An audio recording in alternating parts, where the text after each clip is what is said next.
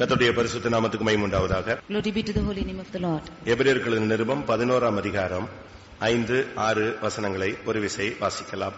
Epistle of Hebrews chapter 11 verses 5 and 6. விசுவாசத்தினாலே ஈனோக்கு மரணத்தை காணாதபடிக்கு எடுத்துக் கொள்ளப்பட்டான். தேவன் அவனை எடுத்துக்கொண்டபடியினாலே அவன் காணப்படாமற் போனான். அவன் தேவனுக்கு பிரியமானவன் என்று அவன் எடுத்துக் கொள்ளப்படுவதற்கு முன்னமே சாட்சி பெற்றான். விசுவாசம் இல்லாமல் தேவனுக்கு பிரியமாயிருப்பது கூடாத காரியம். ஏனென்றால் தேவனிடத்தில் சேருகிறவன் அவர் உண்டென்றும் அவர் தம்மை தேடுகிறவர்களுக்கு பலன் அளிக்கிறவர் என்று விசுவாசிக்க வேண்டும். கர்த்தருடைய பரிசுத்த நாமத்துக்கு மகிமை உண்டாவதாக. Glory be to the holy name of the Lord. இந்த இரண்டு வசனங்களில் ஏனோக்கு என்கிற ஒரு பக்தனுடைய வாழ்க்கை சுருக்கமாக அழகாக சித்தரிக்கப்பட்டிருக்கிறார். These two verses prescribe the beautiful life of Enoch. இவன் பழைய ஏற்பாட்டு காலத்தில் வாழ்ந்த ஒரு உத்தமமான ஒரு பக்தன். He was an upright and devout person who lived in the Old Testament. வேதத்தை அறிந்தவர்களுக்கு இவனுடைய வாழ்க்கை அநேகருக்கு தெரிந்திருக்க வாய்ப்பு உண்டு. About those who know the word of God, many of them know about his life. ஆதாமுக்கு இவன் 7வது தலைமுறையைச் சேர்ந்தவன். He was the 7th generation to Adam. இதை யூதாவிலே 14ஆம் வசனத்திலே நாம் பார்க்க முடியும். This we read in Jude verse 14. ஆதாமுக்கு 7ஆம் தலைமுறையான ஏனோக்கு என்று அவனை பற்றி சொல்லப்பட்டிருக்கிறது. He was the 7th generation to Adam. இந்த ஏனோக்கை குறித்து புதிய ஏற்பாட்டு ஜனங்கள் ஒவ்வொருவரும் அறிந்திருக்க வேண்டியது அவசியமாக இருக்கிறது.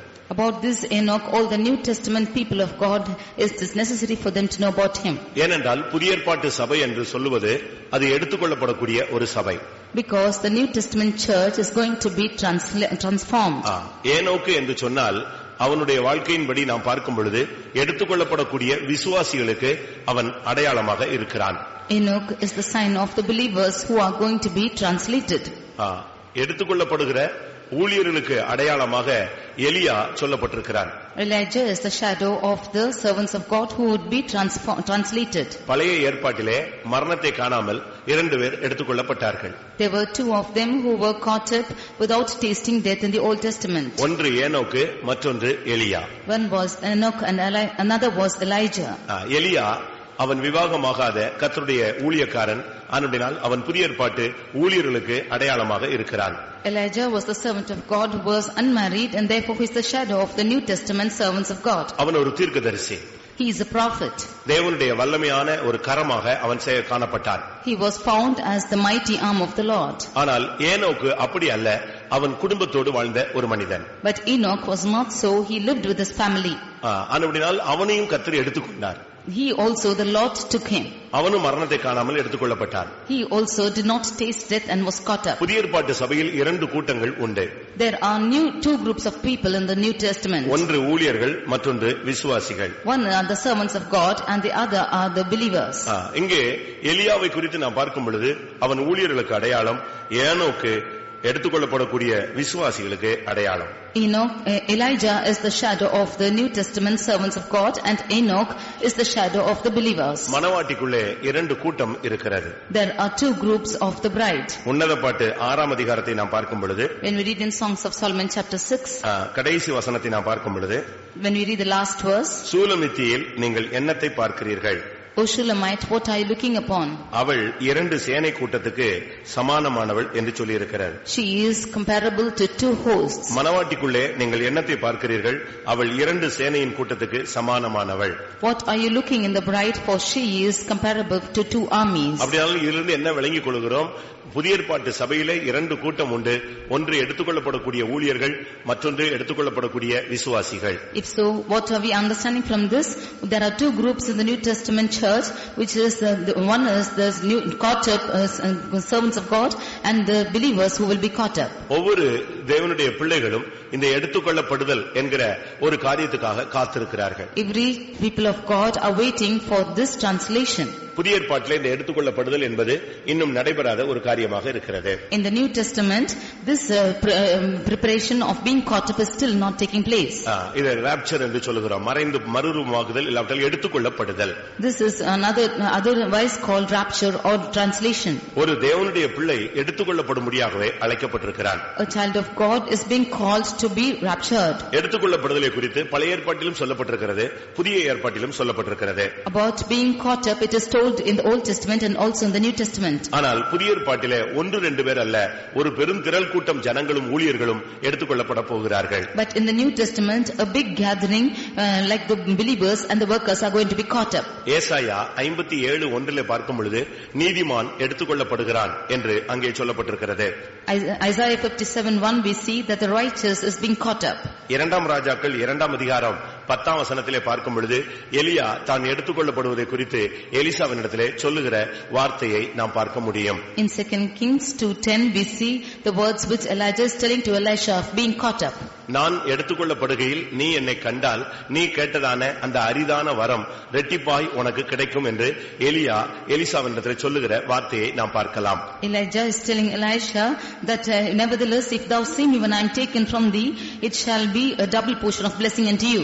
ஒரு தேவனுடைய மனிதன் எடுத்துக்கொள்ளப்படுதல் பழைய ஏற்பாட்டிலே நடந்த 2 சம்பவங்களின் மூலமாக சொல்லப்பட்டிருக்கிறது.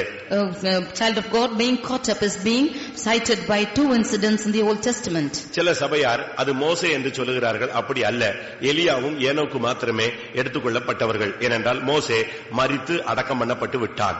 Some church members call this rapture to be taken up by Moses, but Moses was the person who was dead and buried, therefore it is not him.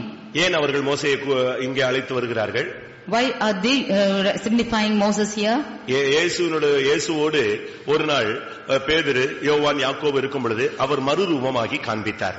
When Jesus also was transfigured, when he was with James and John, he was transfigured. அப்பொழுது எலியாவும் மோசேயும் வந்து பேசுகிறது போல அவர்களுக்கு ஒரு தென்பட்டது. At that time it seemed to be as Elijah and Moses came and spoke to them. ஆனபடினால இவங்க என்ன நினைச்சிட்டாங்கன்னா எலியாவும் மோசேயும் தான் என்ன செய்ய போறாங்க, மறுபடி வந்து வர போறாங்கன்னு நினைச்சிட்டாங்க. Therefore they thought that Moses and Elijah will come back again and take them. அப்படி அல்ல. It is not so. மரணத்தை காணாமல் எடுத்துக்கொள்ளப்பட்ட 2 பேர் பழைய ஏற்பாட்டிலே, ஒன்று எலியா மற்றொன்று ஏனோக்கு. 2 of them in the Old Testament who were caught up without tasting death are Enoch and Elijah. ஒருவன் ஊழியனுக்கு அடையாளம், மற்றொருவன் விசுவாசிகளுக்கு அடையாளம். One is a shadow of the servants of God and the other is the shadow of believers. இன்றைக்கு எடுத்துக்கொள்ளப்படக்கூடிய விசுவாசிகளுடைய வாழ்க்கையை ஒரு விசை நாம் சிந்தித்து பார்க்கலாம். Let us consider about the life of the believers who are going to be caught up. ஒரு தேவனுடைய பிள்ளை எடுத்துக்கொள்ளப்பட வேண்டுமானால் அவனுடைய வாழ்க்கை எப்படி அமைய வேண்டும்? If a child of God should be caught up, then how should his lifestyle be? ஒரு விசுவாசி எடுத்துக்கொள்ளப்பட வேண்டும். If a believer should be caught up, முதலாம் தெசலோனிக்கேயர் 4ஆம் அதிகாரம் 17ஆம் வசனத்தை பார்க்கும் பொழுது அவரோடு கூட எடுத்துக்கொள்ளப்படுவோம் என்று பவுல் பேசுகிறார். In 1 Thessalonians 4:17 we see St. Paul saying that we will be caught up with him. மேகங்கள் மேல் அவர்களோடு கூட ஆகாயத்தில் நாம் எடுத்துக்கொள்ளப்பட்டு இவ்விதமாய் எப்பொழுதும் கர்த்தருடனே கூட நாம் இருப்போம். We shall be caught up with him and we shall be with the Lord in the air and we shall be ever with him. ஆண்டவராகிய இயேசு கிறிஸ்து கூட தம்முடைய சீஷர்கள் பார்த்துக் கொண்டிருக்கையில் எடுத்துக்கொள்ளப்பட்டார் என்று அப்போஸ்தலர் 1ஆம் அதிகாரம் 11ஆம் வசனத்திலே சொல்லப்பட்டிருக்கிறது. In Acts 1:11 we see that even Jesus Christ was caught up even as disciples were gazing upon him. 9ஆம் வசனத்திலே அவர் எடுத்துக்கொள்ளப்பட்டார். In verse 9 we see that he was caught up. 11ஆம் வசனத்திலே எடுத்துக்கொள்ளப்பட்ட இயேசுவானவர் மறுபடியும் வருவார். And we see in 11th verse that Jesus who is being caught up will come back again. அப்படியானால் இயேசு எடுத்துக்கொள்ளப்பட்டவர், அவருடையவர்கள் எடுத்துக்கொள்ளப்பட போகிறார்கள். If so, Jesus is being caught up and those who are his will also be caught up. இந்த எடுத்துக்கொள்ளப்படுதல் என்ற அனுபவம் ஒரு மனிதனுக்கு மரணமில்லாத ஒரு வாழ்வை கொண்டு வந்து கொடுக்கிறது. This experience of being caught up is bringing a man without death. அப்படி மரணமில்லாத ஒரு வாழ்க்கை தான் நித்திய ஜீவனுடைய வாழ்க்கை. A life without death is the life of eternal life. அப்படியானால் ஒரு தேவனுடைய பிள்ளை நித்திய ஜீவனை பெற்றுக்கொள்ள வேண்டுமானால் ஒரு விசுவாசி எப்படி வாழ வேண்டும்? If so, if a believer should attain this eternal life, how should he live? உங்களில் எத்தனை பேருக்கு எடுத்துக்கொள்ளப்படக்கூடிய ஒரு வாழ்க்கை தேவை? How many of you need a life to being caught up? இல்லாவிட்டால் எடுத்துக்கொள்ளப்படக்கூடிய அனுபவம் எத்தனை பேருக்கு தேவை? Or how many of you need this experience of being raptured? புதிய ஏற்பாட்டு சபைக்கு நடக்கக்கூடிய ஒரு அற்புதமான நிகழ்ச்சி இனிமேல் நடைபெற போகிறது.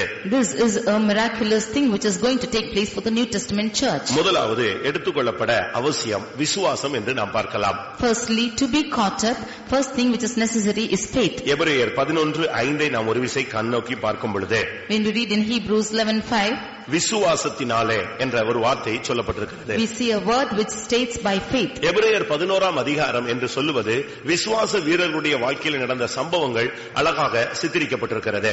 We see about in Hebrews chapter 11 about the heroes of faith and their life. விசுவாசம் என்பது ஒரு மனிதனுக்கு ரொம்ப அவசியமானது.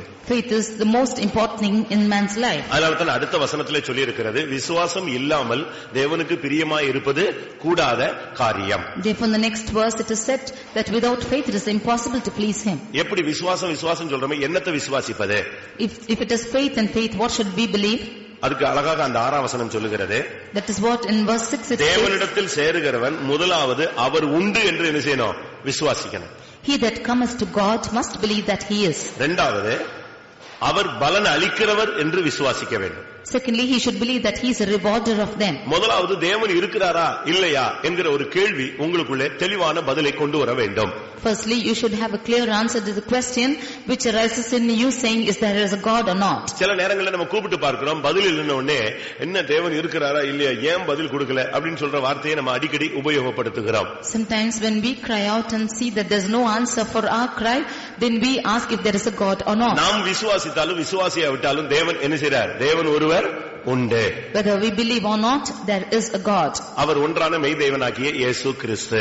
He is the true God, which is Jesus Christ. அதனால தான் ஒரு மனிதனுக்கு ஞானசானம் கொடுக்கும் பொழுது பிலிப்பு கேட்கிறார், நீ தேவனுடைய இயேசுவை விசுவாசிக்கிறாயான்னு சொன்னான். உடனே அவன் சொன்னான், ஆம் தேவனுடைய இயேசு தேவனுடைய குமாரன் என்று நான் நினைக்கிறேன், விசுவாசிக்கிறேன், அப்படியானால் உனக்கு ஞானசானம் கொடுக்கிறேன் என்று அவன் சொன்னான். Therefore unto a man, when Philip was asked him to be baptized, he asked him, do you believe on the Son Jesus Christ? Then he said that he believed on the Son which is Jesus Christ, and then he got him baptized. விசுவாசத்தை ஒரு விசுவாசி எல்லா தன்னுடைய வாழ்க்கையின் எல்லா பகுதியிலும் அதை apply பண்ண வேண்டும். A believer should apply this faith on all aspects of his life. நீங்க அந்த எபிரேயர் 11ஆம் அதிகாரத்தை வீட்ல போய் உட்கார்ந்து படிச்சு பாருங்க. You go home and read this Hebrews 11th chapter. காணிக்கையில விசுவாசத்தை அவன் பயன்படுத்தினான். In offering he applied this faith. தன்னுடைய ஜீவியத்திலே விசுவாசத்தை அவன் பயிற்சிவித்தான். In his life he applied this faith. எச்சரிப்பு பெற்று அந்த விசுவாசத்தை பயன்படுத்தினான். He was warned and he applied this faith. கர்த்தரை நம்பி அந்த விசுவாச பாதையிலே போனான். He believed in God and applied this and walked in faith. இப்படி ஒவ்வொருத்தருடைய வாழ்க்கையிலும், குழந்தை விஷயத்துல, வீட்டு விஷயத்துல, ஒவ்வொரு பகுதியிலும் அதுல இருந்து என்ன விளங்குறோம்னா, எல்லா பகுதியிலும் ஒரு விசுவாசி தேவனை விசுவாசிக்க வேண்டும். May it be whether it is in எல்லாவற்றிலும் ஒரு விசுவாசி தேவனை விசுவாசிக்க வேண்டும். In all aspects the believer should believe in God. அது படிப்பிலும் விசுவாசிக்க வேண்டும். He should believe in this studies. உலக காரியங்களிலும் விசுவாசிக்க வேண்டும். In the worldly aspects he should believe. தெய்வீக சுகத்திலும் விசுவாசிக்க வேண்டும். In the divine healing he should believe. வேலை காரியங்களிலும் விசுவாசிக்க வேண்டும். In the separation of life he should believe. வேலை business, in his business he should believe. எல்லா பகுதியிலும் ஒவ்வொரு காரியத்திலும் தேவனையே நம்ம 100% விசுவாசிக்க வேண்டியது அவசியம். In every aspect we should believe in God for 100%. ஒரு சில தெய்வீக சுகத்துல தேவனை விசுவாசிக்கிறது இல்ல. Some of them do not believe in God for divine healing. உலகத்தை வெறுக்கிற காரியங்களை விசுவாசிக்கிறது இல்ல. They do not believe in God for hating the world. இத விசுவாசிக்கலாம், அத விசுவாசிக்க முடியாதுன்னு சொல்றாங்க. I can believe in this but not in that. திருப்பியே தேவன் இதெல்லாம் சிருஷ்டிச்சார்னு கேட்பாங்க. Then he asks why God created all this. விசுவாசம் என்பது நம்பப்படுபவர்களின் உறுதியும் காணப்படாதவைகளின் நிச்சயமா இருக்கிறது. Faith is the substance of things hoped for, the evidence of things not seen. ஒரு தேவனுடைய பிள்ளை என்று சொல்லுகிறவன் 100% எல்லா பகுதியிலும் தேவனை விசுவாசிக்க வேண்டும். A child of God 100% he should believe in all things. ஒரு சிலர் தனக்கு விசுவாசிப்பாங்க, பிள்ளைகள் விஷயத்துல விசுவாசிக்க மாட்டாங்க. Some of them believe in the things concerning themselves but not their children. அதுக்கு என்ன சொல்லுவாங்க தெரியுமா?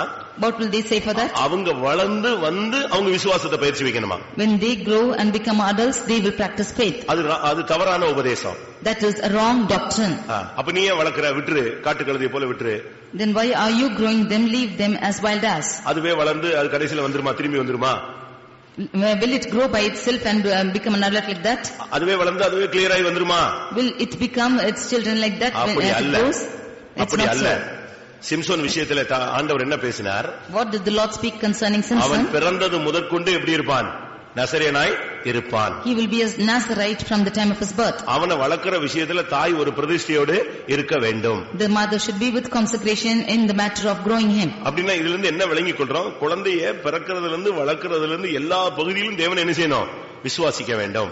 If so, from the birth even until the growth of the child, you should believe in God. நீங்க எந்தெந்த காரியங்களுக்கெல்லாம் தேவனை விசுவாசிக்கிறீங்க? In what are the things you are believing God? நம்முடைய ஜனங்களுக்கு இருக்கிற பெரிய போராட்டம் ரெண்டு காரியம் தான். ஒன்னு, வியாதி நேரத்துல விசுவாசிப்பது கொஞ்சம் கம்மி. உலக ஆடம்பர விஷயங்கள்ல தேவனை விசுவாசிப்பது கொஞ்சம் கம்மி. Two great struggles among our people are one in divine healing at the time of sickness and in the passions of the world. வியாதி நேரங்கள்ல அவங்க காம்ப்ரமைஸ் ஆயிடுறாங்க, மருந்தோட காம்ப்ரமைஸ் ஆயிடுறாங்க. At the time of sickness they are compromising with medicine. உலக ஆடம்பரம் வரும்பொழுது கொஞ்சம் அதோட ஒத்து போயிடுறாங்க.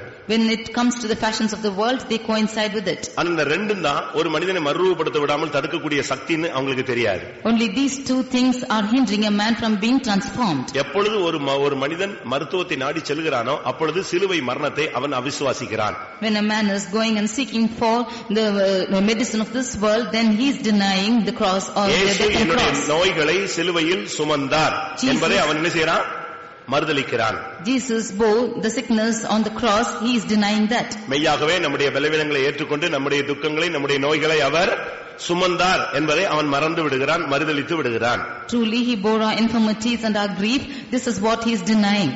அதனால விசுவாசம் என்பது எல்லா பகுதியிலும் நாம் விசுவாசிக்க வேண்டும். Therefore faith means believing in every aspect. அதனால அவனுடைய வாழ்க்கையில ஃபர்ஸ்ட் படிக்கிறது விசுவாசத்தினாலே ஏனோக்கு என்று சொல்லப்பட்டிருக்கிறது. Therefore the first step in his life was by faith Enoch. விசுவாசத்தினாலே ஏனோக்கு மரணத்தை காணவில்லை. By faith Enoch did not taste death. இது எதை காண்பிக்கிறது? What does this show? கிறிஸ்தவ வாழ்க்கையில, ஆவிக்குரிய வாழ்க்கையில தோல்வி என்பது நமக்கு வரவே கூடாது. In the Christian life, in a spiritual life, we should not have failures. மரணம் என்பது தோல்வியை காண்பிக்கிறது. Death shows failures. நம்முடைய ஜீவியத்துல தோல்விகள் வரவே அனுமதிக்க கூடாது. We should not give room for failures in our life. மரணம் என்பது ஒரு மனிதனுடைய வாழ்வில வருமானால் அவன் தன்னுடைய ஓட்டத்தை முடித்து விடுகிறான், இல்லாவிட்டால் அவனுடைய வாழ்க்கை நிறுத்தப்படுகிறது என்று அர்த்தம். If death is coming into a man's life, then he is finishing his race or his life is hindered. இந்த உலகத்துல வாழ்கிற ஒரு மனுஷனுக்கு மரணம் வந்துருச்சுன்னா அதோட முடிஞ்சது. இந்த உலக வாழ்க்கை முடிஞ்சிருச்சு. அவனுடைய கட்டம், அவனுடைய எதிர் எல்லாமே ஒரு முடிவுக்கு வந்து விட்டது என்று அர்த்தம். If a man faces death in this world, then every part of his life comes to an end. அதுபோல like this, கிறிஸ்தவ வாழ்க்கையில தோல்வின்னு உனக்கு வந்துருச்சுன்னு சொன்னா உன்னுடைய கிறிஸ்தவ வாழ்க்கையை நீ முடிவுக்கு கொண்டு வந்து விட்டாய் என்று அர்த்தம். If you have failures in your Christian life, then you put an end to your Christian life. இந்த கனியை புசிக்கும் நாளில் நீ சாகவே சாவாய். On the day that you eat of this fruit, you shall surely die. அன்றைக்கு அவன் மரணத்தை சந்திக்காவிட்டாலும் தேவனோடு உள்ள தொடர்பு துண்டிக்கப்பட்டு அதிலிருந்து அவன் சாதாரண மனுஷனாக மாறி போய்விட்டான். Although he did not face the real death, he was disconnected with the Lord and he led an ordinary life. நம்முடைய வாழ்க்கையில ஒவ்வொரு நாளும் நாம் எத்தனை மரணங்களை சந்திக்கிறோம்? How many times are we facing death in our life? எத்தனை தோல்விகளை நாம் சந்திக்கிறோம்? How many failures do we face? இன்னைக்கு காலையில இருந்து எத்தனை ட்ரிப் நம்ம தோற்று போயிருப்போம் யோசிச்சு பாருங்களேன். From this morning, how many times we have been defeated? Just think and see. இந்த வாரத்துல நம்ம எத்தனை தரம் தோல்வியை சந்திச்சிருப்போம்? This week, how many times we have faced failures? அப்படி பார்த்தா நமக்கு தோல்வி தான் ஜாஸ்தியா இருக்கிறது. If we should see, then failures have the more count. ஒரு ஸ்கோர் போர்டை வச்சுக்கிட்டு நீங்க தோத்தது ஜெயிச்சதெல்லாம் நீங்க கவுண்ட் பண்ணிட்டே வாங்களேன். If you just note down the failures and the victories you have obtained, இந்த கூட்டத்துல இருக்கும்போது நீங்க ஜெயிச்சுக்கிட்டே வருவீங்க. When you are in this meeting, you will keep on getting victory. கூட்ட விட்டு ரோட்ல போகும்போது கொஞ்சம் தோத்துக்கிட்டே வருவீங்க. After you go finish the meeting and go on the roads, you will face failures. வீட்டுக்கு போகும்போது இன்னும் ஒரு 40% தோத்துருப்பீங்க. When you go back home, 40% you are defeated. அடுத்த நாள் காலையில வேலைக்கு போன உடனே 60% தோத்துருப்பீங்க. Next morning when you go to work, 60% failure. இன்னும் ஒரு 2 நாள் போகும்போது 98% போய்டும். And after 2 more days, 98% goes. திரும்ப கூட்டத்துக்கு வரும்போது திருப்பி கெயின் ஆகும். Again when you come back to the meeting, you just repeat it back. இல்ல மறுபடியும் இந்த ஸ்கோர் கெயின் ஆகும், ஜாஸ்தி ஆகும். Again when you come back, this score is gained. ஒருத்தர் சொன்னாரு இந்த கூட்டத்துல இருந்து கேட்டுட்டு இருக்கும்போது இப்ப போய் மறந்து செத்து போனவன கூட நெஞ்சிரலாம் எழுப்பிரலாம்னு சொன்னாரு. One person, he said that in this meeting I can go and raise up even a dead person. தேவனுடைய வார்த்தைகளை கேட்கும்போது செத்தவன கூட எழுப்பிரலாம்ங்கற நம்பிக்கை வருது. ஆனா தேவனுடைய வார்த்தையை கேட்டு நம்ம வீட்டுக்கு போன பின்பு இது மறந்து போன பின்பு நம்ம செத்து போறோம், இன்னொருத்த வந்து நம்மள எழுப்ப வேண்டியிருக்கிறார். When we hear the word of God, we have the feeling that we can go raise up a dead person, but when we go back home, we even feel that we are dead and somebody wants to raise us up. இங்கே நான் பார்க்கும் பொழுது அவன் மரணத்தை காணவே இல்லை. Here when we see that he did not see death at all. எப்படிப்பட்ட ஒரு வாழ்க்கை வாழ்ந்திருக்கிறான்னு நீங்க பாருங்க. Just see what a life he has lived. அவனுடைய வாழ்க்கை அப்படிப்பட்ட ஒரு தெய்வீக வாழ்க்கையாக இருந்தது. He lived such a divine life. கர்த்தருடைய பரிசுத்த நாமத்துக்கு மகிமை உண்டாவதாக. Glory be to the holy name of the Lord. அடுத்து மரணத்தை காணுவதற்கு காணாமல் அவன் எடுத்துக்கொள்ளப்பட்டான். காரணம் அவன் எடுத்துக்கொள்ளப்படுவதற்கு முன்பே சாட்சி பெற்றான். He did not see death but was translated because he received a testimony before his translation. ஒரே வசனத்துல அவன் லைஃப் எவ்வளவு ஷார்ட்டா அழகா சொல்லப்பட்டிருக்கு பாருங்க. In one verse, see how beautifully his whole life is prescribed. எபிரேயர் 11:5 சொல்லி இருக்கு, அவன் தேவனுக்கு பிரியமானவன் என்று அவன் எடுத்துக்கொள்ளப்படுவதற்கு முன்னே சாட்சி பெற்றான். In Hebrews 11:5 we see that before his translation he had this testimony that he pleased God. கிறிஸ்தவ வாழ்க்கையில மத்தவங்க நம்ம குறித்து நல்ல ஒரு சாட்சி சொல்லணும். In our Christian life, others should have a good testimony about us. பரலோகத்துல ஒரு சாட்சி இருக்கு, பூலோகத்துல ஒரு சாட்சி இருக்கு. We have a testimony in heaven and also on this earth. நம்ம பத்தி யாராவது சாட்சி சொல்லுவாங்களா? About us, will anybody testify? நான் ஒரு சாவுக்கு போயிருந்தேன். I went for a funeral. அது என்னுடைய சர்ச்சில் உள்ள மெம்பர் அல்ல. That is not a member of my church. அந்த சர்ச்சில் உள்ள பாஸ்டர் போக முடியாத ஒரு சூழ்நிலை. That pastor of that church could not go in that situation. என்னைய போக சொல்லிருந்தாங்க. They asked me to go. எனக்கு அந்த செத்து போன நபரை பத்தி ஒண்ணுமே தெரியாது. I knew not anything about that dead person. But அந்த funeral service கண்டக்ட் பண்ணதுக்கு என்னை அனுப்பினாங்க. They asked me to go and conduct the funeral service. இப்ப பாட்டு முடிய போகுது. Now the songs are going to get over. பாட்டு முடியும் போது நான் சொன்னேன், சாட்சி யாராவது இருக்காங்களான்னு கேட்டேன். At the close of the songs, I asked them if there is any testimony. செத்து போன ஆளை பத்தி ஏதாவது சாட்சி சொல்லுவாங்களா யாராவதுன்னு கேக்குறதுக்காக நான் கேட்டேன். I asked if there is any testimony about the dead person. அப்ப பையன் வந்தான். Then his son came. சாட்சிக்கு டைம் கொடுத்துறாதீங்க, அப்பா சாராயம் குடிச்சிட்டு செத்து இருக்காருன்னு சொன்னான். His son came and said, please do not give room for testimony because my father has drunk and he has died. ஆனா பெரிய பாஸ்டர்ஸ் அடக்கம் பண்ணணும்னு ஆசை. ஐயா நரகத்துக்கு போயிருக்காரு, அதுதான் உண்மை. But they wanted the big pastors to come and conduct that funeral, but he is gone to hell. செத்தவனை பத்தி என்ன சாட்சி சொல்லுவாங்க எல்லாரும்? What will others testify when he dies? ஒளிஞ்சதுன்னு சொல்லுவாங்களா? Will they say that he is lost? சீக்கிரம் கர்த்தர் எடுத்தது நல்லதுன்னு சொல்லுவாங்களா? Is it good that God has taken him soon? தொல்லை ஓஞ்சதுன்னு சொல்லுவாங்களா? Will they say that the pain is gone? நம்ம குறித்து எப்படி சாட்சி வரும்? How will the testimony come to us? 1 யோவான் 5:6, 7, 8 வசனத்துல பரலோகத்துல சாட்சியிடுறவைகள் 3, பூலோகத்துல சாட்சியிடுறது 3ன்னு சொல்லி இருக்கிறார். 1 John 5:6, 7 and 8 we see that 3 of them testify of us in heaven and 3 on the earth. பரலோகத்துல சாட்சியிடுகிறவர்கள் 3. There are 3 people who testify of us in heaven. ஒன்று பிதா, இரண்டாவது வார்த்தை, மூன்றாவது பரிசுத்த ஆவி. One is the Father, second is the Word and third is the Holy Spirit. 8ஆம் வசனத்துல பூலோகத்துல சாட்சியிடுகிறவைகள் 3. Secondly we see in 8th verse we see that 3 of them testify in this earth. இந்த உலகத்துல 3 சாட்சி உண்டு. There are 3 testimonies in this world. ஆவி, ஜலம், ரத்தம். One is the spirit, one is the water and one is the blood. இந்த 3 பரலோகத்துல 3 பேர் சாட்சி, பூலோகத்துல 3 பேர் சாட்சி, 6 பேர் சாட்சி சொல்ல போறாங்க. 3 of them testify of us in heaven and 3 of them in the earth. 6 of them will testify together. உன்னை பத்தி பிதா என்ன சாட்சி சொல்லுவாரு? What will the Father testify of you? என்னை பத்தி பிதா என்ன சாட்சி சொல்லுவாரு? What will the Father testify of me? இயேசுவை பத்தி பிதா என்ன சாட்சி சொன்னாரு? What did the Father testify of Jesus? இவர் என் நேசகுமாரன், இவரில் நான் பிரியமாய் இருக்கிறேன். He is my well beloved son in whom I am well pleased. எப்படிப்பட்ட ஒரு சாட்சி பாருங்க. See what a testimony it is. பிதாவே என்னை மகிமைப்படுத்தும் சொன்ன உடனே நான் மகிமைப்படுத்தினேன், இன்னும் நான் உம்மை மகிமைப்படுத்துவேன். When he said Father glorify me, he said I have glorified thee and yet will I glorify you. பிதாவுக்கு பிரியமானதை நான் எப்பொழுதும் செய்கிறபடினால் அவர் என்னை தனியே விடுகிறதே இல்லைன்னு இவர் பிதாவை பத்தி சாட்சி கொடுக்கிறாரு. He testified of the Father saying, because I do the things which please my Father, he never leaves me alone. ஒரு சிலர் சொல்லுவாங்க, என்னை பத்தி ஆண்டவருக்கு நல்லா தெரியும். Some of them said that about me the God knows well. உண்மைதான், நீ திருடங்கிறது கர்த்தருக்கு நல்லா தெரியும், அது எப்படி தெரியாம இருக்கும்? True, the Lord knows that you are a thief and why should you testify anymore? ரோட்ல போறவனுக்கு நீ திருடன் தெரியுது, திருப்பி கர்த்தருக்கு நீ திருடன் தெரியாதா? Even the people in this world know that you are a thief. Will not the Lord know that you are a thief? உன் கூட வாழ்றவனுக்குமே தெரியுது உன்னுடைய வாழ்க்கை சரியில்லைன்னு, கர்த்தருக்கு தெரியாதா? The people who are living with you alone say about your life, will not the Lord know about you? பரலோகத்துல 3 சாட்சி, 3 சொல்லுவாங்க, பிதா, குமாரன், பரிசுத்த ஆவியானவர். 3 of them will bear witness of you in heaven. One is the Father, Word and the Holy Ghost. என்னுடைய திட்டத்தின்படி நடந்தான்னு பிதா உன்னை குறித்து சாட்சி சொல்ல வேண்டும். The Father should testify that he had walked according to my will. என்னுடைய வார்த்தையை காத்துக்கொண்டான் என்று இயேசு உன்னை குறித்து சாட்சி சொல்ல வேண்டும். Jesus should testify that you have kept the word. பரிசுத்த ஆவியை காத்துக்கொண்டான், பரிசுத்த ஆவியை துக்கப்படவில்லை என்று ஆவியானவர் உன்னை குறித்து சாட்சி சொல்ல வேண்டும். The Holy Spirit should give testimony of you that you have walked according to the Holy Spirit. பூலோகத்தில் சாட்சியிடுகிறவைகள் 3. There are 3 who bear witness on the earth. earth. ஒன்று ஆவி, One is the spirit, மற்றொன்று ஜலம், next is the water, மற்றொன்று ரத்தம். and the other blood. இது எதை காண்பிக்கிறது? What does this show? உன்னுடைய இருதயமே உன்னை குற்றவாளியாக தீர்க்க கூடாது. Your heart should not blame yourself. ஆவி என்பது மனசாட்சியை காண்பிக்கிறது. Spirit shows your conscience, இல்லாவிட்டால் உன்னுடைய இருதயத்தை காண்பிக்கிறது. or it shows your heart. உன்னுடைய இருதயமே உன்னை குற்றவாளியாக தீர்க்குமானால் தேவன் அதிலும் பெரியவராயிருந்து உன்னை நியாயம் தீர்ப்பார். If your heart should blame you, then God being above all this will judge you.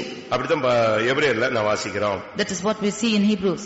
உன்னுடைய இருதயமே உன்னை குற்றவாளியாக தீர்த்தால், If your heart itself condemn you, தேவன் அதிலும் பெரியவராயிருந்து உன்னை நியாயம் தீர்ப்பார். God who is greater than in these will judge you. நீங்க யோசிச்சு பாருங்க. Just think and see. நம்முடைய இருதயமே நம்மை குற்றவாளியாக தீர்க்கிறதா? Does our heart condemn us? நமக்கே தெரியும் நம்முடைய ஜீவியம் எப்படிப்பட்டதுன்னு. We know to ourselves as to how our life is. நம்முடைய பத்தி மத்தவ சாட்சி சொல்ல வேண்டாம். உன்னுடைய மனசாட்சி என்ன சொல்லுது? What and others need not testify about you. What your conscience says about you. உங்களுடைய மனசாட்சி நீங்க எப்பவுமே கரெக்ட் பண்ணிட்டே வரணும். You should always correct your conscience. ஒரு சிலர் மனசாட்சியை மழுக்கி வச்சிடறாங்க. Some of them put their minds to fable. அதனால அவங்க என்ன செஞ்சாலும் அது தப்புன்னு நினைக்காது, சொல்லவே சொல்லாது. Therefore whatever wrong they do, their mind will never accuse them. அவங்க பேசுனாங்க, நான் பேசினேன், இப்ப என்ன தப்பு அப்படிமா. They will say what is wrong in us talking like this. அவங்க அடிச்சாங்க, நான் அடிச்சேன். And they beat me and they beat them. அவங்க மட்டும் இப்படி செய்யலாமா, நான் இப்படி செய்ய கூடாதா? ஏன் அவனுக்கு என்ன ஒரு சட்டம், எனக்கு என்ன ஒரு சட்டம் அப்படி நம்ம கேட்போம். அப்படியானால் நம்முடைய மனசாட்சியை நம்ம சூடாக்கிட்டோம், இல்லாவிட்டா பொய்யராக்கி விட்டோம். We have asked the question as to when they have done like this, why should not I do like this? Then we are putting our mind to heart. சவுலுடைய சால்வையின் தொங்கலை தாவீது அறுத்துக் கொண்ட பொழுது அவனுடைய மனது அடித்துக்கொண்டே இருந்தது. When Saul's shawl end was cut by David, his heart beat fast. நம்முடைய மனதுல ஒரு சின்ன காரியம் வந்தாலும் நம்முடைய ஹார்ட் பீட் ஜாஸ்தியாகி உடனே நம்ம ஒப்புரவாகணும், இல்லாவிட்டா சரிப்படுத்தணும், இல்லாவிட்டா அதை பேசி ஒழுங்குபடுத்திக் கொள்ள வேண்டியது அவசியம். If a small things come into our mind, then our heart should beat fast and should condemn us of the thing, and we should rectify it immediately. அடுத்து ஜலம், ரத்தம். Nextly, water and blood. இந்த ஜலம் என்பது மாம்சத்தை காண்பிக்கிறது. Water shows a flesh. இந்த உலகத்துல 3 சாட்சி. ஒன்று உன்னுடைய மனசாட்சி, இரண்டாவது உன்னுடைய மாம்சம், மூன்றாவது உன்னுடைய ரத்தம். Firstly, there are 3 witnesses in this world. Firstly, your conscience. Secondly, your flesh. And third is the blood. இந்த மாம்சம் என்பது எதை காண்பிக்கிறது? What does this flesh show? அது புருஷனை காண்பிக்கிறது, இல்லாவிட்டால் மனைவியை காண்பிக்கிறது. It shows the husband or the wife. உங்களுடைய யுத்தம் மாம்சத்தோடு இரத்தத்தோடும் அல்ல. Your warfare is not with flesh and blood. அப்படின்னா என்ன அர்த்தம்? What does it show? உன்னுடைய யுத்தம் வந்து மாம்சமாகிய மனைவியோட புருஷனோட இருக்கக்கூடாது, இரத்தமாகிய உன்னுடைய பிள்ளைகளோட சகோதரரோட இருக்கக்கூடாது. Your fighting or your war should not be with your blood relationship with your husband or a wife or your brother. புரிஞ்சுதா உங்களுக்கு இந்த சத்தியம்? Do you understand this truth? மாம்சத்தோடு இரத்தத்தோடு நீ போராடக்கூடாது. துரைத்தனங்களோடும் அதிகாரத்தோடும் வானமண்டலங்களில் உள்ள பொல்லாத ஆவிகளின் சேனைகளோடும் இப்பிரபஞ்சத்தின் அந்தகார லோகாதிபதிகளோடும் நீங்கள் போராட வேண்டும். You should not strive with flesh and blood, but you should strive with the principalities, with powers, and with evil places, evil spirits in high places. புதிய ஏற்பாட்டிலே உன்னுடைய மனைவி உன்னுடைய புருஷன் உன்னை குறித்து நல்ல ஒரு சாட்சி சொல்ல வேண்டும். In the New Testament, your husband and your wife should give a good testimony about you. உன் மனைவி உன்னை பத்தி என்ன சாட்சி சொல்வா? What will your wife testify of you? உங்க புருஷன் உங்களை பத்தி என்ன சாட்சி சொல்வாரு? What will your husband testify of you? நீதிமொழிகள் 31ஆம் அதிகாரத்திலே குணசாலியான ஸ்திரீயை அவருடைய புருஷனுடைய இருதயம் நம்பும். In Proverbs 31 we see that the heart of the husband will trust a goodly woman. ஒரு குணசாலியான ஸ்திரீயை அவருடைய புருஷனுடைய இருதயம் நம்புன்னு சொல்லி இருக்கிறார். The heart of the husband will believe in a goodly woman. அந்த அளவு நம்முடைய ஜீவியத்திலே நம்ம சாட்சி உள்ளவர்களாய் இருக்க வேண்டும். We should have a good testimony in our life. உன் மனைவி உன்னை நம்புற அளவுல உன்னுடைய வாழ்க்கை இருக்கணும், உன்னுடைய புருஷன் உன்னை நம்புற அளவுல நீ வாழ்ந்து காட்ட வேண்டும். Your life should be in such a way that your husband or your wife should trust in you. உன்னுடைய புருஷனோ உன்னுடைய மனைவியோ உன்னை குறித்து நல்ல சாட்சி சொல்லலைன்னா நீ பரலோகத்துக்கு போவது மிகவும் கடினமான ஒரு செயல். If your husband or your wife do not have a good testimony about you, it is hard for you to go to heaven. அடுத்து உன்னுடைய இரத்தம் சாட்சி சொல்ல வேண்டும். Nextly, your blood should testify of you. உன்னுடைய பிள்ளைகள், உன்னுடைய சகோதரர் சகோதரிகள், your children and your brethren. அதனால்தான் கண்ட சகோதரத்தில் அன்பு கூறாதவன் காணாத தேவனிடத்தில் எப்படி அன்பு கூறுவான் என்று கேட்கிறோம்.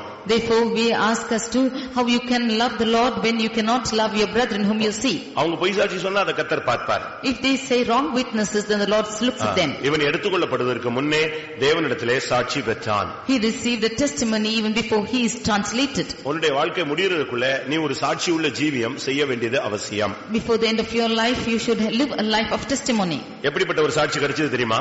What a testimony you should receive? வாயாடினா that you are சண்டைக்காரின்னா that you are a fighting woman, எதிர்த்து பேசுற ஆளுன்னு சொன்னாங்களா? that you are reproaching others, வம்புக்கு போற ஆளுன்னு சொன்னாங்களா? that you are going and fighting with the others. எப்படி நம்மள பத்தி எல்லாருக்கும் ஒவ்வொரு டைட்டில் வச்சிருப்பாங்க. Everybody will have a title about us. உங்களை பத்தி எப்படி இருக்கும், என்னைய பத்தி எப்படி இருக்குன்னு உங்களுக்கு தெரியும்.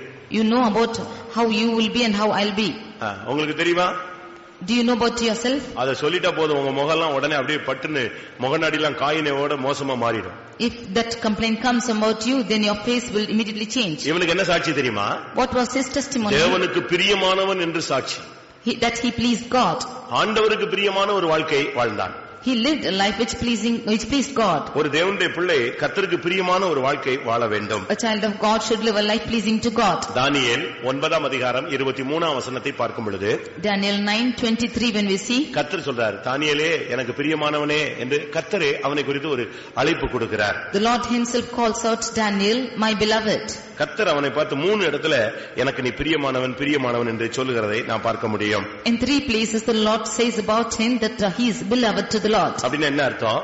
What does this meaning? கடந்த காலங்களிலும் அவன் பிரியமானவனாய் இருந்தான். He was beloved in the earlier times. கொஞ்ச நாள் கழிச்ச உடனே பின்மாற்றம் கிடையாது, மறுபடியும் கர்த்தருக்கு பிரியமானவனாகவே வாழ்ந்தான். After some days, he did not go into backsliding, but he lived a life pleasing to God. கடைசியில் அவன் ஓட்ட முடியும் பொழுதும் கர்த்தருக்கு பிரியமானவனாய் ஓட்டத்தை முடித்தான். Even in the end of his life, he lived a life, he finished his race by being beloved to the Lord. ஒரு காலத்துல எழுப்புதல், ஒரு பாஸ்டர் காலத்துல எழுப்புதல், அடுத்த காலத்துல அட்ரஸே இல்லாமல் போகிறது, அப்படி அல்ல. In one period of time, you having revival and going away in the next without anything in the next period. It's not like that. கிறிஸ்தவ வாழ்க்கையில சீசன் லைஃப் கிடையாது. It's Christian life is not a seasonal life. யார் இருந்தாலும் யார் போனாலும் நீ கர்த்தருக்கு பிரியமானவனாக எந்த காலத்திலும் வாழ்ந்து காட்ட வேண்டியது அவசியம். Anybody comes or goes, you should live a life pleasing to the Lord. எந்த சூழ்நிலை மாறினாலும் கர்த்தருக்கு பிரியமானவன் என்கிற சூழ்நிலையை மட்டும் நீ மாத்தி விடவே கூடாது. In situations might change, but the title that you are pleasing God should never change. அதனால தான் பவுல் பேசும் பொழுது, Vincent Paul speaks, 2 கொரிந்தியர் 5ஆம் அதிகாரத்தில் பேசும் பொழுது, 2 Corinthians chapter 5 when he says, 9ஆம் வசனத்தில் பவுல் சொல்கிறார், எந்த சூழ்நிலையிலும் கர்த்தருக்கு பிரியமா இருக்கவே நாங்கள் நாடுகிறோம். In any period we are wanting to live a life pleasing to the Lord. சரீரத்தில் குடியிருந்தாலும் குடியிராமல் போனாலும் அவருக்கு பிரியமானவர்களாய் இருக்க நாங்கள் நாடுகிறோம். Whether we are dwelling in this body or not dwelling, we would want to live a life pleasing to the Lord. அதுதான் நம்முடைய வாழ்க்கையினுடைய எதிர்பார்ப்பாக நாடுதலாக இருக்க வேண்டியது அவசியம். This should be the expectance of our life. அதனால தான் சொல்றான், அவருக்கு பிரியமானவர்களாய் இருக்க நாங்கள் நாடுகிறோம். That is why he says that we desire to live a life pleasing to him. கர்த்தருக்கு பிரியமா நம்ம இருக்கறனால தான் கர்த்தரை மட்டுமா வெச்சிருக்காருன்னு நான் விசுவாசிக்கிறேன். I feel that the Lord has kept us alive that we please God. சத்துரு என்னை மேற்கொள்ளாததினால் நீர் என்மேல் பிரியமாய் இருக்கிறீர் என்று நான் அதிலிருந்து என்ன செய்கிறேன், விளங்கிக் கொள்கிறேன். Because the enemy did not overcome me, I believe that you are pleased in me. எத்தனையோ சத்துரு நமக்கு விரோதமா எழும்பினான், ஆனால் இன்னும் ஒருவனும் மேற்கொள்ள விடவில்லை. அப்படியானால் காரணம் என்ன? நீர் என்மேல் பிரியமா இருக்கிறீர்.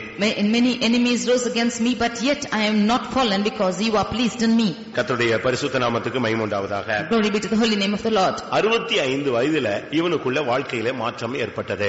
In the 65th year his life was changed like this. அதுவரைக்கும் அவன் சாதாரண ஒரு மனிதன் போல்தான் இருந்தான். Until then he was an ordinary man. ஏனோக்குடைய வாழ்க்கை மற்ற சராசரி மனிதனுடைய வாழ்க்கை போலதான் இருந்தது. The life of Enoch was like the other people.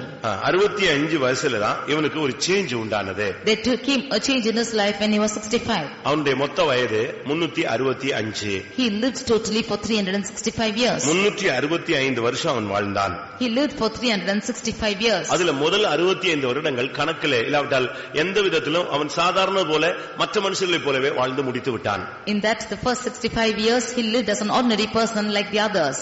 ஆதியாகமம் 5ஆம் அதிகாரத்தை நாம் பார்க்கும் பொழுது, in Genesis chapter 5 21ஆம் வசனத்திலே ஏனோக்கு 65 வயதான போது மெத்துசலாவை பெற்றான். And Enoch lived 65 years and begat Methuselah. அதுக்கு பின்பு அவன் 300 வருஷம் தேவனோடு சஞ்சரித்து குமாரர் குமாரத்திகளை பெற்றான். He then lived for 300 years and walked with the Lord and begat sons and daughters. அவனுடைய நாள் 365 வருடம். His days are 365 years. அப்ப இதிலிருந்து என்ன விளங்கிக் கொள்றோம்? So what do we understand from this? 65 வயசுல தான் இவனுடைய லைஃப்ல ஒரு turning point. It was in the 65th year he had a turning point. இன்னும் சரியா சொல்ல போனா 65வது வயசுல அவன் தேவனை நோக்கி பார்த்தான். On his 65th year he looked towards God. இல்லாவிட்டால் தேவனை சந்தித்தான். Or he met God. தேவனோடு நடக்கிற ஒரு பழக்கத்தை ஏற்படுத்திக் கொண்டான். He brought the practice of walking with God. தேவனோடு பேசக்கூடிய ஒரு பழக்கம் அவனுக்கு கிடைத்தது. He got the practice of talking with God. தேவனோடு நடக்கக்கூடிய ஒரு வாய்ப்பு கிடைத்தது. He got the opportunity of walking with God. தேவனோடு நடக்கிற அந்த பயிற்சியை அவன் பெற்றுக்கொண்டான். He took the practice of walking with God. அதுவரைக்கும் அவன் ஒரு சராசரி மனிதன். Until then he was an ordinary person. ஆனா 65 வயசுல அவனுக்கு ஒரு மாற்றம் உண்டானது. In the 65th year they took a change. அது அன்றைக்கு உள்ள மனிதருடைய வருடங்கள் நூற்றுக்கணக்கில் இருந்தது. பரவாயில்ல. இன்னைக்கு 65 வயசுலன்னா எப்படி பேசுறது? 65 வயசுல இருந்து நீ ஓட்டத்தை முடிச்சிடுறிய. Those days the people lived for long years, and therefore his 65th year of meeting was okay, but now in 65th year they are finishing their race. இப்ப மனுஷனுடைய சராசரி வயது 30, 40, 50 குள்ள முடிஞ்சிருது. Now the approximate years of man is 30, 40 and 50. Before that it's ended. அது ஒரு காலங்கள்ல இப்ப குறுகி கொண்டே வருகிறது. The days span is very shortened. 1000 வருஷ அரசாட்சியில மறுபடி அது பெருகும். In the 1000 years reign this will increase. 1000 வருஷ அரசாட்சியில பழைய ஏற்பாட்டை போல எல்லாருக்கும் 800 வயசு 900 வருஷம் எல்லாம் இருப்பாங்க. In the millennial kingdom there will be people who are old even after 80 years. மனுஷனுடைய வயது விருட்சங்களுடைய வயது போல இருக்கும். The years of a man will be as the bees. 100 வயது சென்று மரிக்கிறவன் வாலிபன் என்று எண்ணப்படுவான். Any person who is dying after the 100th year will be counted as a young person. அது ஒரு subject. That is another subject. இங்கே நாம் பார்க்கும் பொழுது 65 வயதில அவனுடைய வாழ்க்கை திருப்புமுனையை சந்தித்தது. In the 65th years he had a turning point in his life. அதிலிருந்து இருந்து அதுக்கு பிறகு 300 வருஷம் உயிரோடு வாழ்ந்தான். 300 வருஷமும் கர்த்தரோடு நடந்தான். After that he lived for 300 years, and all the 300 years he walked with the Lord. தேவனோடு சஞ்சரித்தான். He lived with the Lord. அதுதான் வாழ்க்கை. That is life. நமக்கு ஒரு 10 வருஷம் கர்த்தரோடு நிக்கிறது ரொம்ப கஷ்டமா இருக்கு. It's very difficult for us to stand with the Lord for 10 years. வியாதி, in our sickness, வறுமை, and poverty, தரித்திரம், and உலக ஆடம்பர போராட்டங்கள், and the fashions of this world, மாம்சீகத்தின் தாக்குதல்கள், and carnal attachments, பிசாசின் போராட்டங்கள், and devices of the devil, செய்வினை போராட்டங்கள், and witchcrafts, குடும்பத்தில் உள்ள கலக்கங்கள், and the confusions in the families. இதுலயே நமக்கு கர்த்தருக்கு என்ன செய்ய முடியல, நிக்க முடியல. And because of this they are not able to stand with the Lord. 10 வருஷம் விசுவாசத்துல நிக்கிறது ரொம்ப சாதனை. Standing for 10 years in faith is a great miraculous thing. ஆனா இவன் எத்தனை வருஷம் நிக்கிறான்? But how many years he is standing? எத்தனை வருஷம்? 300 வருஷம். பின்மாற்றங்கிற சப்ஜெக்டே கிடையாது. For 300 years he had not the subject of backsliding at all. அவனுக்கு backsliding என்னன்னே தெரியாது. பின்மாற்றங்கிறது அவனுடைய அறிவு, அவனுடைய டிக்ஷனரியிலே கிடையாது. He does not know what backsliding is. It was not in his dictionary at all. அவன் என்ன சாமியாராவா இருந்தான்? Was he a goddess? சாமியாராவா இருந்தான்? Was he a god like that? சன்னியாசியா இருந்தானா? Was he a saint? அப்படியே இருந்தானா? அப்படிலாம் இல்ல. அவனுக்கு குடும்பம் இருந்தது. He had a family like that. அவனுக்கு மனைவி இருந்தாள். He had his wife. பிள்ளைகள் இருந்தார்கள். He had children. பிள்ளைகள் பிறந்தார்கள். And the sons and children were born to him. 12 பிள்ளையை வச்சுக்கிட்டே யாக்கோபு நடுத்தூர்ல வந்து நின்னுட்டான். When having 12 children himself, Jacob came to the mid roads. ஆனா என்ன நடந்தது? இவன் வந்து குமாரர் குமாரத்திகளை பெற்றெடுத்தான். ஆனால் வாழ்க்கையில தேவனோடு உள்ள ஐக்கியத்தை விடவே இல்லை. But he begat sons and daughters, but did not lose his contact with the God. இது எதை காண்பிக்கிறது? What does this show? பின்மாற்றம் இல்ல. அதனால தான் சொன்னேன், மரணம் இல்லாத வாழ்க்கை. He had a life without death, means without backsliding at all. தோல்வியே கிடையாது. There's no failure. ஒருத்தர் அதை பத்தி எழுதுறாரு. One person is writing about him. Daily காலையில எந்திரிச்சு வீட்டு வேலையில செய்வானா, சாயங்காலம் வரைக்கும் அவன் எல்லா வேலையும் முடிச்சிருவானா, சாயங்காலம் யார் வந்துருவாரா? ஒருத்தர் எழுதுறாரு, நீங்க படிச்சிருப்பீங்க. சாயங்காலம் கர்த்தர் வந்துருவாரா, அவரு கூட இவன் வாக்கிங் போயிருவானா, போய் எல்லா ஃபேமிலி லைஃப் பத்தி பேசி, பிரச்சனைகளை பேசி எல்லாம் கிளியர் பண்ணி தன்னுடைய ஜீவிதெல்லாம் கிளியர் பண்ணிட்டு திரும்ப எங்க வாக்கிங் வீடு வந்து சேர்ந்துருவானா. இப்படி தன்னுடைய வாழ்க்கையை டெய்லி மெயின்டைன் பண்ணிட்டே இருந்தானா. Every day morning, one writer says that he starts his daily work in the morning, and evening he will finish it, and evening he will walk with the Lord and tell about the day's news and return back. Like this he practiced walking every day with the God. இந்த சஞ்சரித்தல் என்பதற்கு நடத்தல்னு ஒரு அர்த்தம் இருக்கு, அவரோடு வாழ்ந்தான்ங்கிறதுக்கு ஒரு அர்த்தம் இருக்கிறது. There is a meaning that he has walked with God literally and also lived with him. ஆண்டவரோடு நடக்கிறது ஒரு பகுதி, ஆண்டவரோடு வாழ்கிறது ஒரு பகுதி. Walking with the Lord is on one aspect and living with the Lord is another aspect. நமக்கு பாருங்க, கொஞ்ச நாள் கூட கர்த்தருக்காக நிக்க முடியல. ஒரு ராபோஜனத்துல இருந்து அடுத்த ராபோஜனம் வரைக்கும் நிக்கிறது பெரிய கஷ்டமா இருக்கு. We are not able to live for the Lord even for a few days. From one communion to the other communion, walking with the Lord is a difficult thing. சின்ன காரியத்துல கூட நம்மளால ஸ்டாண்ட் பண்ண முடியல. Even in a small aspect we are not able to stand with the Lord. உடனே மனசாட்சி செத்து போயிருது, பின்மாற்றத்தின் ஆவி போராடுது, உடனே துக்கம் வந்துருது, உடனே எல்லாத்தையும் தூக்கி ஓரம் வச்சிடறோம். இதெல்லாம் ஏனோக்குடைய சப்ஜெக்ட் சரித்திரத்துல கிடையவே கிடையாது. Immediately conscience dies and there is pain and grief, and this all did not take place in Enoch at all. நீங்க யோசிச்சு பாருங்க. You just think and see. அதுக்கு காரணம் தேவனோடு உள்ள வாழ்க்கையை அவன் பயிற்சிவித்தான். The reason for this is he practiced to walk with the Lord. பிரச்சனை இல்லாம கிடையாது. There was not without problems. பிள்ளைகளோட பிரச்சனை இல்லாம இருக்குமா? Will there be no problems with children? முள்ளுனா குத்தத்தான் செய்யும். முள்ளு குத்தாம இருக்குமா? If there is a thorn, it will prick. Will it not prick? ஏவாள்னா பிரச்சனை பண்ணத்தான் செய்வா. பண்ணாம இருப்பாளா? If there is an Eve, there will be a problem. Will she not create? இப்படி பல பிரச்சனைகளை நம்ம வேதத்துல சொல்லலாம். ஆனாலும் இவன் தேவனோடு சஞ்சரித்தான். அதுதான் அவன் அதிகமாக முக்கியப்படுத்தினான். We can see many problems that he could have faced, but in the spite of all this, he lived with the Lord. பிரச்சனைகளை அவன் முக்கியப்படுத்தல. தேவனோடு வாழ்றத மாத்திரம் தான் முக்கியப்படுத்தினான். He did not give importance to the problems, but gave importance to walking with the Lord. மனைவியோடு உள்ள வாழ்க்கையை முக்கியப்படுத்தல. கர்த்தரோடு உள்ள வாழ்க்கையை முக்கியப்படுத்தினான். He did not give importance to the living with family, but lived with God. பிள்ளைகளோடு உள்ள வாழ்க்கையை முக்கியப்படுத்தல. கர்த்தரோடு உள்ள வாழ்க்கையை முக்கியப்படுத்தினான். He did not give importance of the life with children, but gave importance with life with God. பிரச்சனைகளோடு உள்ள வாழ்க்கையை முக்கியப்படுத்தல. கர்த்தரோடு உள்ள வாழ்க்கையை முக்கியப்படுத்தினான். He did not give importance to the life with problems, but gave importance to life with God. ஆதியாகமத்தில் சொல்லி இருக்கு, தேவனோடு சஞ்சரித்துக் கொண்டிருந்து குமாரர் குமாரத்திகளை பெற்றெடுத்தான். In Genesis we see that he was living, walking with God and begat sons and daughters. அப்படின்னா என்ன அர்த்தம்? If so, what's the meaning? அது ஆத்தும ஆதாயத்தை காண்பிக்கிறது. It shows his thing for urging for a soul. தேவனோடு சஞ்சரிக்கிற மனுஷன் மூலமாய் நிச்சயமாய் ஆத்துமாக்கள் சந்திக்கப்படுவார்கள். With the person who is living with God, he will be able to meet many souls. தேவனோடு சஞ்சரிக்கிற மனுஷன் ஆத்துமாக்களை பெற்றெடுப்பான். He who is living with the Lord will beget souls. அவன் மூலமாய் ஆத்துமாக்கள் சந்திக்கப்படுவார்கள். Through him many souls will be met. Pavul பேசும்பொழுது என்ன சொல்லுகிறார்? When St. Paul speaks, what does he say? என் சுவிசேஷத்தினாலே நான் உங்களை பெற்றெடுத்தேன். I have begotten you by the gospel. ஒரு ஆத்துமாவை ரட்சிப்புக்குள்ள கொண்டு வருவது ஒரு குழந்தையை பெற்றெடுப்பதற்கு சமானம். Bringing one soul into Christ is equal to begetting a child. தேவனோடு சஞ்சரிக்கிற மனிதன், தேவனோடு நடக்கிற மனிதன் தான் ஆத்துமாக்களை சத்தியத்துக்குள்ளே கொண்டு வர முடியும். The man who is living with God, who is walking with God alone, can beget souls. பைபிள்ல ரெண்டு ஏனோக்கு இருந்தார்கள். There were two Enochs in the word of God. நீங்க சபைக்குள்ள இருக்கிறீங்க, எந்த ஏனோக்குன்னு யோசிச்சு பாருங்க. You are in the church, you examine as to which Enoch you are. ஒன்று காயினின் சந்ததி ஒரு ஏனோக்கு. One is the generation of Cain, is one Enoch. இரண்டாவது சேத்தின் சந்ததி ஒரு ஏனோக்கு. Generation of Seth is also an Enoch. காயினின் சந்ததியில கூட ஏனோக்கு தான் ஒரு முக்கியமான ஒரு ஆளாக இருந்தான். In the generation of Cain also, God himself was important. நீ சபைக்குள்ள இருக்கிறாய், நீ எந்த ஏனோக்கு? You are in the church, which Enoch are you?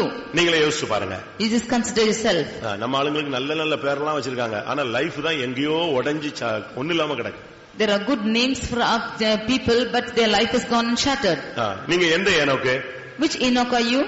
ஆதியாகமம் 4ஆம் அதிகாரத்துல ஒரு ஏனோக்கு இருக்கான், 5ஆம் அதிகாரத்துல ஒரு ஏனோக்கு இருக்கான். In Genesis 4th chapter there is an Enoch, and in 5th chapter there is another Enoch. 4:18 ஒரு ஏனோக்கு வர்றாரு, 5:18 ஒரு ஏனோக்கு வர்றாரு. In 4:18 there is an Enoch, and 5:18 there is another Enoch. 4:18 பாருங்க, ஒரு ஏனோக்கு இருப்பான், அவன் காயின் இந்த சந்ததி. Enoch in the 4:18 is of the generation of Cain. 4:17 coin தன் மனைவியை அறிந்தான், அவள் கர்ப்பவதியாகி ஏனோக்கை பெற்றாள். In 4:17 we see that Cain knew his wife and she conceived and bare Enoch. உடனே காயின் என்ன செய்தான் தெரியுமா? Immediately what did Cain do?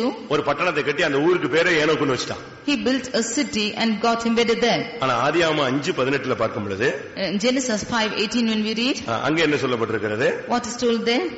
Jared ஏனோக்கை பெற்றான். Jared begat Enoch. இந்த ஏனோக்கு தான் நம்முடைய ஏனோக்கு. This Enoch should be our life. காயினுடைய சந்ததியாகிய ஏனோத் எடுத்துக்கொள்ளப்படவில்லை.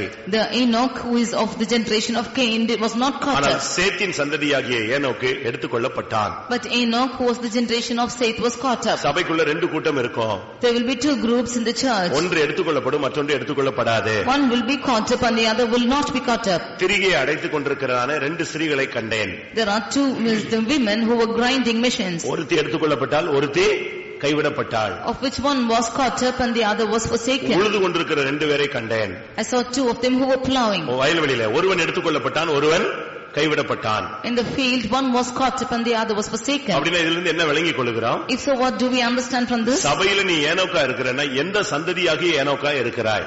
If you are in the church like Enoch, which generation do you belong to? நீ சபைக்குள்ளே இருப்ப. You are in the church. நீ ஏனோக்கு தான். You are Enoch, ஆனா நீ எடுத்துக்கொள்ளப்பட மாட்டாய். but you will not be caught up. காரணம் நீ காயினுடைய சந்ததி. The reason is you are the generation of Cain. பழிவாங்கும் புத்தி.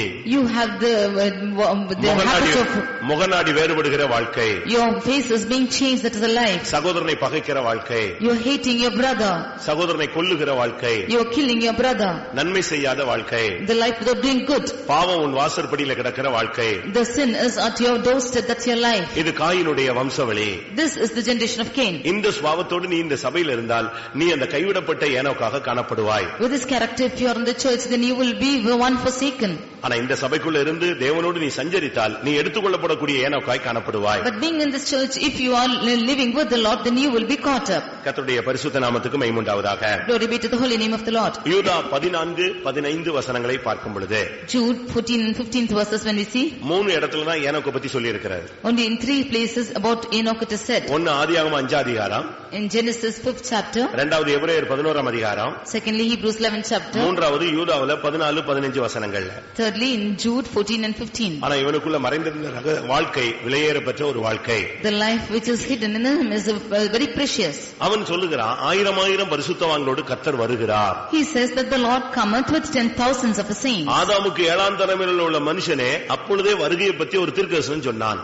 He who is of the 7th generation of Adam, he is prophesying of the coming of the Lord. அவன் ஒரு தீர்க்கதரிசி. He was a prophet. அவன் ஒரு தேவனுடைய மனிதன். He was a man of God. அவன் தேவனுடைய வார்த்தையை பிரசங்கித்தான். He preached the word of God. அடிக்கடி சொல்லுவான் கர்த்தர் நியாய தீர்ப்பு கொடுப்பார்னு சொல்லுவான். He often says that the Lord will execute judgment. அவபக்தி உள்ளவர்களை நியாயம் தீர்க்க அவர் வருகிறார்னு சொல்லுவான். He will say that he is going to come with the saints to judge the same. அதனால இவனை யாருக்கும் பிடிக்காது. Therefore nobody liked him. அவன் சொல்றான் பாருங்க, நியாய தீர்ப்பு கொடுக்கிறவருக்கும் He will come to execute judgment. அவர்களுக்கு விரோதமாய் கர்த்தர் கிரியை கண்டிக்கிறதற்கும் அவர் வருகிறார். He will come to convince all the ungodly of their ungodly deeds. தேவனுடைய வார்த்தை உள்ள ஒரு மனிதன். He had the word of God. இயேசு வருகிறார்ங்கற ஒரு சத்தியம் அவனுக்கு தெரியும். He knew of the truth that Jesus is coming. எப்படி வராரா? How does he come? யூதா 15 வாசியுங்கள். Jude 14. 15 வாசியுங்கள். Jude 15.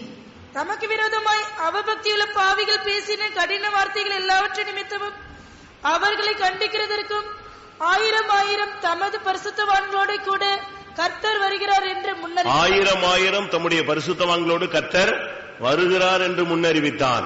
He announced that the Lord is coming with 10,000s of the saints. பாருங்க, யோசிச்சு பாருங்க, ஆண்டவருடைய வருகையை குறித்து எப்பவோ தீர்க்கதரிசனம் சொன்ன ஒரு ஆள். He was a man who prophesied long way back about the coming of the Lord. இது எதை காண்பிக்கிறது? What does this show? அவன் ஒரு தேவனுடைய மனுஷனானபடியால், தேவனோடு சஞ்சரித்தபடியால், தேவனுடைய ரகசியங்களை விளங்கிக் கொண்ட மனிதன், தேவனுடைய வெளிப்படுத்தலை பெற்றுக்கொண்ட ஒரு மனிதன். Because he was a person who lived with the Lord and he was a man of God, he received the revelation about the coming of the Lord too. சரி, ஏனோக்குனா என்ன அர்த்தம்? What is the meaning of Enoch? நம்ம ஆளுங்களுக்கு வீட்ல எல்லாம் பேர் வைக்கிறாங்க, என்ன பேர்னு தெரியாது, அதுக்கு அர்த்தமே தெரியாது. Some of them, they name their children, they do not know what the meaning is. அப்பா பேரை சேர்த்துக்குவாங்க ஒரு வார்த்தையை. They will be naming their father's ஒரு வார்த்தை இல்ல, ஒரு letter.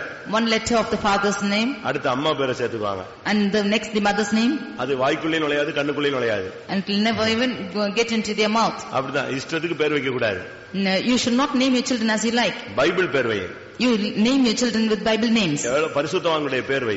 Or you name the saints' names. Bible அப்படி வசனம் இருக்கு, ஆபிரகாம், ஈசாக்கு, யாக்கோபு என்பவருடைய பெயர்களை உங்கள் பிள்ளைகளுக்கு இடக்கடவீர்கள்னு பேர் பைபிள்ல சொல்லிருக்கு. In the word of God we see that you should name your children by the name of Abraham, Isaac and Jacob. நீங்க அவங்க பேரை வைக்காம, தெய்வீகமான ஆவிக்குரிய பேர்களை வைக்காம, நீங்க உலக பிரகாரமான பேர்களை என்ன செய்ய கூடாது, வைக்க கூடாது. Not naming them by the Bible names, you should not name your children worldly manner. அது நேரம் கிடைக்கும்போது அந்த வார்த்தையை நான் சொல்லுகிறேன். When time permits I will tell about it. இவனுடைய பேருக்கு என்ன அர்த்தம்? What is the meaning of his name? இந்த ஒவ்வொரு இடத்துலயும் ஒவ்வொரு வித்தியாசமான பேர் வைப்பாங்க. In different places they name differently. வித்தியாசமான பேர்லாம் நீங்க பாத்துக்கலாம். ஃபாரின்ல வித்தியாசமா பேர் வச்சு தலைவாங்க. In foreign countries they name very differently. ஒரு நட்சத்திரம் விழ போனது, அதை கண்டுபிடிச்சவன் பேர் என்ன தெரியுமா? One star was going to fall. What was his name? Levi Shoemaker. ஷூமேக்கர்னு என்னது? செருப்பு தைக்கிறவன் அர்த்தம். Naming shoemaker means one who is a cobbler. நம்ம ஆளுங்க வித்தியாசமா பேர் வைப்பான். They name in different angles like this. நீங்க என்ன பேர் வச்சிருக்கீங்க? What have you named? உங்களுக்கு உங்க பிள்ளைகளுக்கு எப்படி பேர் வைக்கிறீங்க? How are you naming your children? Bible பேர் கூட நல்ல பேர், நல்ல வாழ்ந்து காட்டின பரிசுத்தவான்களுடைய பேர் வைக்கணும். You also can name the saints who have lived beautifully. புதிய ஏற்பாட்டில் எவ்வளவோ பரிசுத்தவான்களுடைய பெயர் இருக்கிறது. There are many saints who have lived in the New Testament. நல்ல ஆவிக்குரிய பேர்களை வைக்கணும். அது புரியுற மாதிரி வைக்கணும். You should name your children spiritually and in an understandable way. சில பேர்லாம் வச்சிட்டு பிள்ளைங்க வளர்ந்துட்டு அந்த பேரை சொல்றதுக்கு வெட்கப்படுது. Some of them, the children are ashamed when they grow up to say the names. உங்களுடைய பிள்ளைகளுக்கு என்ன பேர் வைக்கிறீங்க? What have you named your children? நீ பிறந்தது தமிழ்நாடு தானே, நல்ல பேர் தமிழ்நாட்டு பேரே வையே. எதுக்கு நீ போட்டு யூரோப்பியன் கல்ச்சர்ல போட்டு நுழைச்சு உனக்கும் புரியாம அந்த பிள்ளைக்கும் புரியாம? You are born in Tamil Nadu, name your children in the Tamil Nadu style. Why are you wanting to grow up in European style? ஏனோக்கு என்று சொன்னால் பிரதிஷ்டை பண்ணப்பட்டவன் அர்த்தம். Enoch means one who is consecrated. இல்லாவிட்டால் ஒழுங்குபடுத்தப்பட்டவன் அர்த்தம். Or the one who has ordered his life. உன்னுடைய வாழ்க்கை initiated லைஃபா இருக்கணும், அடுத்து டெடிகேட்டட் லைஃபா இருக்கணும். Your life should be one who is being shaped, or you have to be live a dedicated life. உன்னுடைய வாழ்க்கை எப்பொழுதும் அர்ப்பணிக்கப்பட்ட ஒரு வாழ்க்கையாக இருக்க வேண்டும். Your life should be a dedicated life. ஒரு ஒழுங்குபடுத்தப்பட்ட வாழ்க்கையில் தான் நீ வாழணும். You should live an ordered life. கரடுமுரடான வாழ்க்கை, ஒழுங்கில்லாத வாழ்க்கை உன்னுடைய வாழ்க்கையில இருக்க கூடாது. Your life should not be crooked and perverse. எப்பொழுதுமே ஒரு பிரதிஷ்டைக்குள்ள தான் நீ நிக்கணும். You should somehow live in a consecrated state. நல்ல ஒரு கிறிஸ்தவ வாழ்க்கைங்கிறது ஒரு பிரதிஷ்டைக்கு உட்பட்டது. A good Christian life is into consecrations. இப்ப புதிய ஏற்பாட்டு ஊழியர்கள் என்று சொல்லும் பொழுது பல விதங்களில் ஊழியம் செய்றவங்க இருக்காங்க. ஆனா நம்முடைய ஊழியங்கிறது பிரதிஷ்டைக்கு உட்படுத்தப்பட்ட ஊழியம். In the New Testament we see there are many sons of God who are working in a different angles, but our ministry is a consecrated ministry. ஒருத்தன் ஊழியத்துக்கு வர்றான்னா அவன் இஷ்டத்துக்கு சாதாரண விசுவாசி போல இருக்க கூடாது. One who is coming to ministry should not be like an ordinary believer. அவனுக்கு ஒரு பிரதிஷ்டை இருக்க வேண்டியது அவசியம். There needs to be his consecration. யாத்திராகமத்தில் நாம் பார்க்கும் பொழுது when we read in Exodus 32ஆம் அதிகாரத்துல chapter 32 29ஆம் வசனத்தை பார்க்கும் பொழுது verse 29 கர்த்தர் சொல்றாரு, அவங்களை கர்த்தருக்கு உங்களை பிரதிஷ்டை பண்ணுங்கள் என்று மோசே அவர்களுக்கு சொல்லி இருந்தான். And Moses says unto them, consecrate yourselves today. லேவியர்கள் கர்த்தருக்கு உங்களை பிரதிஷ்டை பண்ணுங்கள். The Levites, consecrate yourselves to the Lord. ஒரு தேவனுடைய பிள்ளை என்று சொல்லுகிறவன் தன்னை பிரதிஷ்டை பண்ணின ஒரு வாழ்க்கைக்குள்ளே வைக்க வேண்டும். A child of God should live a life of consecration. நம்முடைய வாழ்க்கை, நம்முடைய பிள்ளைகள், நம்முடைய புருஷன் எல்லாம் பிரதிஷ்டைக்குள்ளே இருக்க வேண்டும். Our life, our wife, our husband and our children should all be into consecration. அதுபோல உன்னுடைய காணிக்கை கூட ஒரு பிரதிஷ்டை பண்ணப்பட்ட காணிக்கையாக இருக்க வேண்டும். Even so your offering also should be into consecration. 2 Samuel 8ஆம் அதிகாரம் 12ஆம் வசனத்தை பார்க்கும் பொழுது 2 Samuel 8:12 when we read, அங்க என்ன சொல்லப்பட்டிருக்கிறது? What is told there? தாவீது தன்னுடையதெல்லாம் கர்த்தருக்கென்று பிரதிஷ்டை பண்ணினான். David dedicated everything which he had to the Lord. உன்னுடைய காணிக்கையில ஒரு பிரதிஷ்டை இருக்கணும், உன்னுடைய வாழ்க்கையில ஒரு பிரதிஷ்டை இருக்க வேண்டும். There should be a consecration in your life and also in your offering. பிரதிஷ்டை இல்லாம நீ வாழக்கூடாது. Without dedication you should not live. உன்னுடைய Dressல ஒரு பிரதிஷ்டை இருக்கணும். There should be a consecration in your dressing. உன்னுடைய சாப்பாட்டுல ஒரு பிரதிஷ்டை இருக்கணும். In your food you should have a consecration. உன்னுடைய ஜெபத்துல ஒரு பிரதிஷ்டை இருக்கணும். In your prayer you should have a consecration. உன்னுடைய காணிக்கையில ஒரு பிரதிஷ்டை இருக்கணும். In your offering you should have a consecration. உன்னுடைய தூக்கத்துல ஒரு பிரதிஷ்டை இருக்கணும். In your sleeping you should have a consecration. ஒவ்வொன்றிலும் நீ ஒரு பிரதிஷ்டைக்கு உன்னை உட்படுத்தி கட்டுப்பாடுள்ள ஒரு வாழ்க்கைக்குள்ள நீ உன்னை கொண்டு வர வேண்டும். You should subject yourselves into this consecration and bring your life into a disciplined life. Pavul என்ன சொல்லுகிறார்? What does Saint Paul say? மற்றவர்களுக்கு பிரசங்கம் பண்ணுகிற நான் தானே ஆகாதவனாய் போகாதபடிக்கு என் சரீரத்தை ஒடுக்கி கீழ்ப்படுத்துகிறேன். I subject myself and I subdue everything that I might not be gone away being preaching to all. ஒரு விசுவாசிக்கு பொதுவான பிரதிஷ்டை இருக்கிறது. A believer has an ordinary consecration. பொதுவான காமன் பிரதிஷ்டை. It's a common consecration. அதே போல தனிப்பட்ட பிரதிஷ்டையும் இருக்கிறது. And there is also a personal consecration. அதுபோல like this ஊழியர்களுக்கு ஒரு பொதுவான பிரதிஷ்டையும் இருக்கிறது. தனிப்பட்ட ஜீவியத்துக்கு அவங்க சில பிரதிஷ்டைகளை பண்ணிக்கொள்கிறார்கள். The servants of God have a common consecration also in their personal life. They have their consecrations too. உன்னுடைய ஒவ்வொன்றிலும் ஒரு பிரதிஷ்டை, அதாவது ஒரு சரியான ஒழுங்குபடுத்தப்பட்ட ஒரு தன்மை இருக்க வேண்டும். In every aspect of your life you should have an ordered state. நீ இஷ்டத்துக்கு நீ வாழ்ந்துட கூடாது. You should not live on your own. இஷ்டத்துக்கு நீ செயல்பட கூடாது. You should not work on your own. ஒரு கட்டுப்படுத்தப்பட்ட ஒரு வாழ்க்கைக்குள்ள நீ இருக்க வேண்டும். You should live a disciplined life. இது ஒரு மனிதன் சொன்ன ஒரு அர்த்தம். ஏனோக்குன்னு சொன்னா ஒரு வேத அகராதியில சொல்லப்பட்டது பிரதிஷ்டை. In one translation of the word we see that Enoch means consecration. மற்றொரு அர்த்தம், and the other meaning is ஏனோக்கு என்ற இன்னொரு அர்த்தம் கற்றுக்கொண்டவன் என்ற அர்த்தம். The other meaning of Enoch means one who has learnt. ஒரு தேவனுடைய பிள்ளை கற்றுக்கொள்ளக்கூடியவனாக இருக்க வேண்டும். A child of God should be the one who is learning things. எனக்கு எல்லாம் தெரியும் அப்படின்னு சொல்லக்கூடாது. You should not say that you know everything. அப்படி எல்லாம் தெரியும்னு சொன்னானா அவன் முட்டாள், அவனுக்கு ஒண்ணுமே தெரியாதுன்னு அர்த்தம். When you say that you know everything, you are a fool, you do not know anything. எப்ப ஒருத்தன் எனக்கு எல்லாம் தெரியும், எனக்கு யாரும் சொல்ல வேண்டியதில்லை அப்படின்னு சொல்லிட்டானோ அப்பொழுது அவனுக்கு என்ன அர்த்தம்? அவனுக்கு ஒண்ணுமே தெரியாது, அவன் ஒரு ஃபூல்னு அர்த்தம். At the point you say that you know everything, no one has to teach me, that means you are a fool. உலகத்துல என்ன சொல்லுவாங்க? They say in the world, நான் கற்றது என்னது? கையளவு, இன்னும் இருப்பது கடல் அளவுன்னு சொல்லுவாங்க.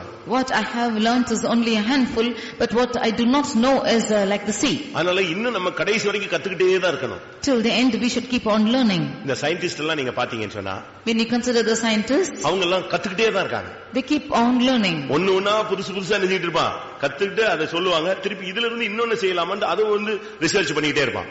They will discover new things and keep researching on it. From then they will keep on researching. இப்ப ஒண்ணுமே கத்துக்கலாம இருந்தாங்கன்னா நம்ம எல்லாம் மாட்டு வண்டியிலேயே சுத்தி கொண்டிருப்போம். If we have not been learning anything, then we will be entangled in all problems. அப்படிதானே? மாட்டு வண்டி, புல்லக் கார்ட். நம்ம ஒண்ணுமே கத்துக்கலன்னா எங்க இருப்போம்? If we do not learn anything, where will we be? சொல்லுங்க. காரே கண்டுபிடிக்கல, டூ வீலரே கண்டுபிடிக்கல, நம்ம எல்லாம் இப்ப எல்லாம் போய்கிட்டு இருப்போம், மாட்டு வண்டியில தான் சுத்திட்டு இருப்போம். If we had not learnt anything, if there's no discovery, then you will be loading on bullock carts. நாமாவது இப்ப மாடர்னா வந்திருக்கிறோம். We have come into this model world. ஆப்பிரிக்கால 2005 நான் பேப்பர்ல படிச்சேன், மரக்கட்ட cycle ஓட்டுறான். In Africa in 2005 I read that they are riding on wooden cycles. wooden cycle ஓடுறத பாத்துக்கிங்களா? Have you seen wooden cycles? நான் வச்சிருக்கேன், அந்த படத்தை பாருங்க. I have the picture with it. அதுக்கு மிஷின்லாம் ஒண்ணுமே கிடையாது, மரத்திலேயே வீல், ஒருத்தன் காலை வச்சுட்டு ஒரு காலை வச்சு தள்ளிக்கிட்டே ஓடுவான், அதுக்கு மேல எல்லாத்தையும் ஏத்தி வச்சுக்கிறது ஓடுறது. 2005 அவன் அப்படி இருக்கான்னா இப்ப எப்படி வந்திருப்பான்? இப்பதான் சைக்கிள் வந்திருக்கும்னு நினைக்கிறேன். In 2005 itself, if he should ride only on wooden cycles, then you can see how he was. நீங்க கற்றுக்கொள்ளணும். You should learn. நீ கற்றுக்கொள்ள வேண்டும். You should keep learning. யார்ட்டனாலும் நீ கற்றுக்கொள்ளலாம். You can go to any person and learn. ஒரு சின்ன பையன்ட்ட இருந்து கூட நல்ல காரியங்களை நம்ம என்ன செய்ய முடியும்? கற்றுக்கொள்ள முடியும். Even from a small boy we can learn good things. Bible என்ன சொல்லுது? What does the word of God say? எறும்பிட்ட போய் கற்றுக்கொள்ளணும் தான் சொல்லுது நம்மள. He is asking to learn from the ant. எங்க போய் கத்துக்க சொல்றாரு? Where does he ask you to learn from? ஒரு பெரிய சர்ச்சுக்கு போ, ஒரு பெரிய பாஸ்டர் பாரு, கமாலியாரின் பாதத்துல உட்கார்ந்து கற்றுக்கொள்ளணும் சொல்றாரு. எங்க வேதம் என்ன சொல்லுது? எறும்பு கிட்ட போய் சுறுசுறுப்பை கத்துட்டு வான்னு சொல்றாரு. ஏன்னா நீ 8 மணிக்கு எழும்புறியே, 8:15 ஸ்கூலுக்கு போறியே, எழும்புறதுக்கு நீ எறும்புறத்தில் போய் கற்றுக்கொள். To rise up early, you have to go and learn to the ants, not to any church or from any pastor or any worship.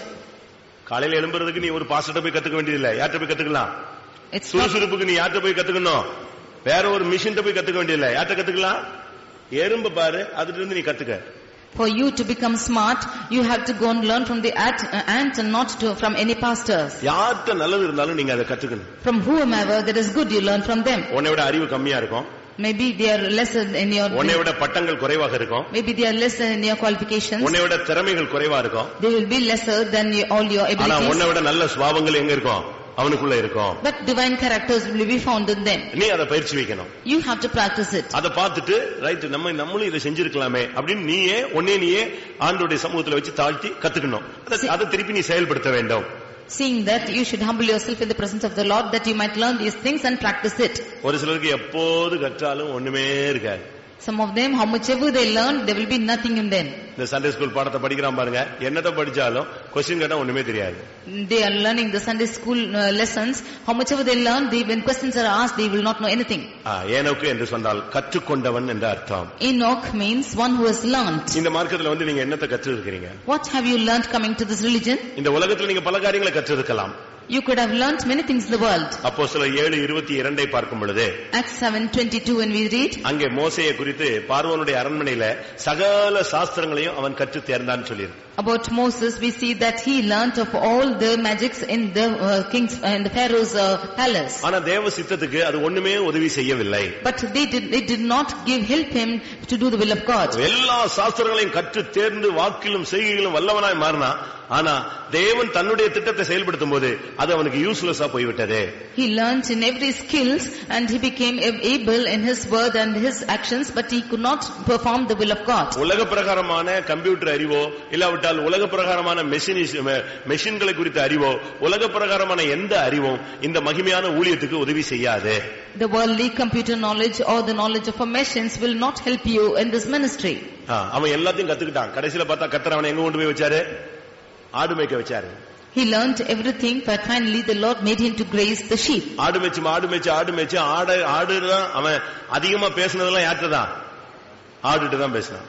Grazing the sheep, he was mostly talking with the sheep alone. இப்ப நார்மலான வார்த்தை கூட அவனுக்கு வராம ஏதா மாறியாச்சு, மந்தனாவும் திக்குவாய் உள்ளவனாய் மாறிவிட்டான். Now his ordinary words are also not proceeding from his mouth, but he is becoming of stumbling lips. இப்ப சொல்றான், பார்வோன்ட்ட போய் பேசுற அளவுல எனக்கு என்ன இல்ல, ஒரு திறமை இல்லாம போயிடுச்சேன்னு சொல்றான். ஆனா பார்வோனுடைய அரண்மனையில தான் வளர்ந்த ஒரு ஆளு. He was the one who was grown up in the palace of Pharaoh, but now he says that he is not having the ability to go stand for Pharaoh and speak to him. அதனால உலக அறிவை வைத்து நீ பரலோகத்துக்கு போக முடியாது. Therefore the worldly knowledge will not take you to heaven. நீ கற்றுக்கொள்ள வேண்டியது என்ன? What should you learn? நான் ஒரு 2-3 காரியத்தை உங்களுக்கு வைக்கிறேன். I keep place before you 2 and 3 things. ரொம்ப இருக்கு பைபிள்ல. There are many things in the word of God. ஆனா நம்ம கற்றுக்கொள்ள வேண்டியது சில காரியங்களை நான் உங்களுக்கு வைக்கிறேன். But I place small things before you. ஒரு 6 காரியத்தை உங்களுக்கு சொல்றேன். I tell you about 6 things. நாம் எதை கற்றுக்கொள்ள வேண்டும்? What should we learn? மத்தேயு 9:13 பார்க்கும் பொழுது, Matthew 9:13 வாசியுங்க. பலியல்ல இரக்கத்தையே விரும்புகிறேன் என்பதின் கருத்து இன்னதென்று போய் கற்றுக்கொள்ளுங்கள். இரக்கத்தை கற்றுக்கொள்ளுங்கள். You should learn mercy. ஒரு தேவனுடைய பிள்ளைக்கு இரக்கம் என்கிறது சுபாவம் இருக்கணும். For a child of God, the mercy should be his character. உன் இருதயத்துல கொஞ்சமாவது ஈரம் இருக்கணும்னு சொல்லுவாங்க. They say that you should have a little mercy in your heart. இருதயம் வந்து கல்லு மாதிரி இருக்க கூடாது, கொஞ்சம் ஈரம் இருக்கட்டும், கொஞ்சம் இரக்கம் உள்ளவனாய் நீ மாறு. Your heart should not be hardened, it should have a little of mercy. மனைவி அழுதுகிட்டே இருப்பா, இவன் பாட்டுக்கு போயிட்டே இருப்பான்.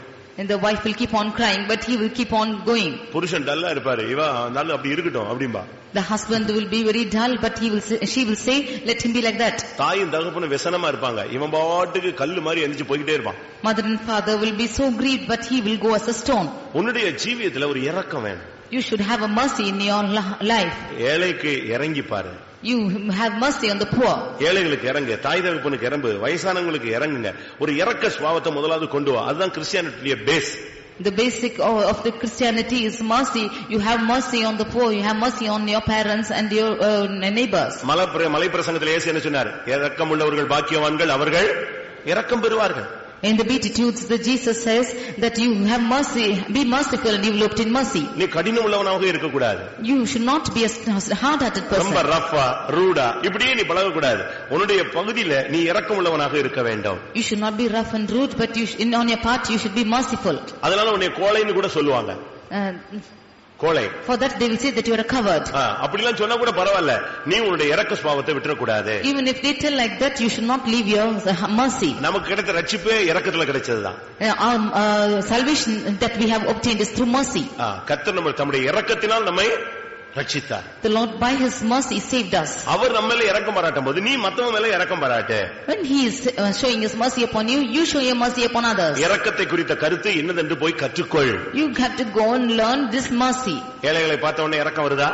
Do you have mercy upon the poor? அநாதைகளை பார்த்த உடனே இரக்கம் வருதா? Do you have mercy upon the orphans? யோபு சொல்லுகிறான், தாய் தகப்பன் இல்லாத பிள்ளைகள் என்னுடைய பந்தியில சாப்பிடாம நான் ஒரு நாளும் தனியா சாப்பிட்டதே கிடையாதுன்னு சொல்றான். Job says that the orphans had always been feeding with me and I have not fed alone. நம்ம என்ன செய்வோம்? What do we do? யாராவது திடீர்னு வந்துற போறான், கதவை பூட்டுன்னு சொல்றோம். If anybody comes suddenly, you close the door. அப்படிதானே? That's what we say. அப்படிதான் நம்ம சொல்லுவோம். Is it not so? யாராவது எப்படியாவது கொஞ்சம் நல்லது சாப்பிடுறாருன்னா யாராவது வந்துருவான் அப்படின்னா இன்னைக்கு வீட்டுல எல்லாரும் சொல்ற பழமொழி மாதிரி சொல்லுவோம். When we are eating something good, somebody will come, so close the door. ஆனா யோபு சொல்றாரு, தாய் தகப்பன் இல்லாத பிள்ளைகள் என்னோட சாப்பிடாம நான் ஒரு நாளும் தனியா சாப்பிட்டதே கிடையாது. But Job says, I have never eaten alone except for including the orphan children along with me. நான் குருடனுக்கு கண்ணா இருந்தேன். I have been an eye to the blind. முடவனுக்கு காலா இருந்தேன். I have been a leg to the lame. இதுதான் யோபு. This is Job. யோபுனுடைய வாழ்க்கை அப்படித்தான் இருந்தது. This is the life of Job. அவன் சொல்றான், நான் முடவனுக்கு காலாக இருந்தேன். I have been the leg to the lame. நம்ம அப்படி இருக்கோமா? Are we like that? யோபு 31:17 பாத்தீங்கன்னா, தாய் தகப்பன் இல்லாத பிள்ளைகள் என் ஆகாரத்தில் சாப்பிடாமல் நான் ஒருவனாய் சாப்பிட்டது உண்டோ? He says that have I eaten myself alone without the fatherless children? எப்படிப்பட்ட ஒரு வார்த்தை பாத்தீங்களா? You see what a word it is? யோபு 29:15 சொல்றான், நான் குருடனுக்கு கண், சப்பானிக்கு காலாய் இருந்தேன். 21:15 Job says that I have been the eye to the blind and the leg to the lame. உனக்கு அப்படிப்பட்ட இரக்க சுபாவம் இருக்கா? Do you have such a mercy in you? இரக்க விஷயத்துல ரொம்ப நீங்க கவனமா இருக்கணும். யாருக்காவது ஏழைகளுக்கு உதவி செய்யும்போது யாராவது குறுக்க வந்தானா அது பிசாசு. If there is anybody hindering you from helping those who are poor, then they are devils. அதனால இரக்கத்தை கற்றுக்கொள்ளுங்க. If you learn mercy, யார் என்ன சொன்னாலும் நீ இரக்க சுபாவம் உள்ளவனா இருக்கணும். whatever others say, you should have mercy. ஒரு ஆளுக்காவது சாப்பாட்டுக்கு வழி செய். You have to practice this nature of mercy. உங்களுக்கு அப்படி இரக்க சுபாவம் இருக்கா? Have you this mercy nature in you? இரண்டாவதாக, Secondly, மத்தேயு 11:29. Matthew 11:29. அங்க ரெண்டு காரியங்களை கற்றுக்கொள்ள இயேசு சொல்லுகிறார். That Jesus asks you to learn two things. நான் சாந்தமும் மனத்தாழ்மையுமாய் இருக்கிறேன், என் நுகத்தை உங்கள் மேல் ஏற்றுக்கொண்டு என்னிடத்தில் கற்றுக்கொள்ளுங்கள். ரெண்டு காரியத்தை கற்றுக்கொள்ள இயேசு சொல்றார். என்னிடத்துல வந்து அதை கற்றுக்கொள்ளுங்கள் சொல்றார். Jesus asked to learn two things from him. Pavul போய் கமாலியலுடைய பாதத்துல கற்றுக்கொண்டான். Paul learned at the feet of Gamaliel. அந்த போதனை பரிசுத்தவான்களை அடிக்க சொல்லி கொடுத்தது. That teaching made him to beat the saints. ஆனா இயேசு சொல்றார், என்னிடத்துல வந்து கற்றுக்கொள், அது எதை உனக்கு தரும்? சாந்தத்தையும் மனத்தாழ்மையும் உனக்கு தரும். But Jesus says, you come unto me, learn of me, and it will teach you meekness and lowliness of heart. கொஞ்சம் சாந்தமா இருங்க, பிரச்சனை சால்வ் ஆயிடும். If you are a little meek, the problem will be solved. கொஞ்சம் தாழ்ந்து போயிருங்க, solve ஆயிடும். If you are a little humble, then the problem will be solved. ஒரு நாள் ஒரு சகோதரன் போன் பண்ணாரு. One day a brother rang up to me. அது night. And it was night time. நான் சொன்னேன், நீங்க எங்க இருக்கீங்கன்னு. I asked him where you are. நான் அப்படியே வண்டியில போயிட்டு இருக்கேன் அப்படின்னாரு. He said that I'm just going on. ஏன் வண்டியில இந்த நேரத்துல எங்க போயிட்டு இருக்கீங்கன்னு. I asked him, why brother, where are you going to? வீட்டுல ஒரு சின்ன பிரச்சனை, அவ கத்த ஆரம்பிச்சிட்டா, இனி நான் இருந்தா பிரச்சனையா இருக்கும், கொஞ்ச நேரம் அப்படியே வெளியே போயிட்டு வந்தா ஃப்ரீ ஆயிடும், இல்லன்னா நானும் டென்ஷன் ஆகி அவளும் டென்ஷன் ஆகி வாழ்க்கையில பிரச்சனை வந்துடும், அதனால கொஞ்சம் பொறுமையா வெளியே வந்திருக்கிறேன்னு சொன்னார். He said there's some confusion in my family, and if she started shouting, if I am there I will have to shout, if I came out and after some time I'll go. போய் இயேசுட்ட வந்து பரலோகத்தை கத்துக்கிறதுக்கு முன்னால எதை கத்துக்குங்க? சாந்தத்தை மனத்தாழ்மையை கற்றுக்கொள்ளுங்க. Before you could learn from Jesus about the heaven, you learn about meekness and lowliness and heart. ஆழமான உபதேசங்களை கற்றுக்கொள்வதற்கு முன்பாக முதலாவது இரக்கத்தையும் சாந்தத்தையும் மனத்தாழ்மையும் கற்றுக்கொள்ளுங்கள். Therefore he said that you learn meekness and lowliness and heart.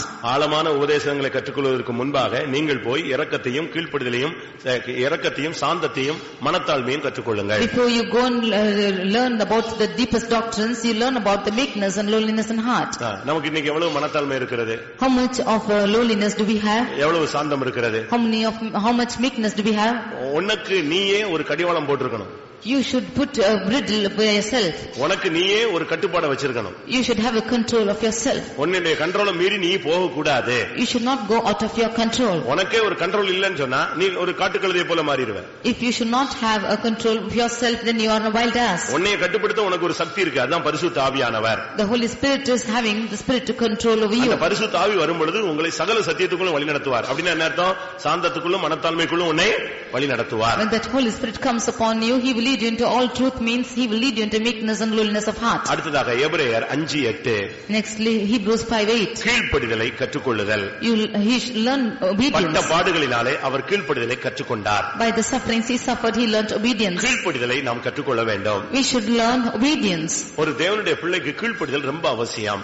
Obedience is most necessary for a child of God. ஒரு புருஷனுக்கு தேவன் எதிர்பார்க்கிறது மனைவியிடத்தில் அன்பு கூறுதல், மனைவிக்கு தேவன் எதிர்பார்ப்பது கீழ்ப்படிதல். What the husband expects from his wife is she should obey, and what the husband should do is loving her. போனா போயிடணும். When you ask to go, you should go. பேசாதன்னா பேசாம நிக்கணும். When you are asked not to speak, you should not speak. திருப்பி புலம்பிக்கிட்டே இருக்க கூடாது. Again, you should not keep murmuring. இல்லன்னா முறுமுறுத்துக்கிட்டே இருக்க கூடாது. You should not keep talking again and again. கீழ்ப்படிதல் என்ன அர்த்தம்?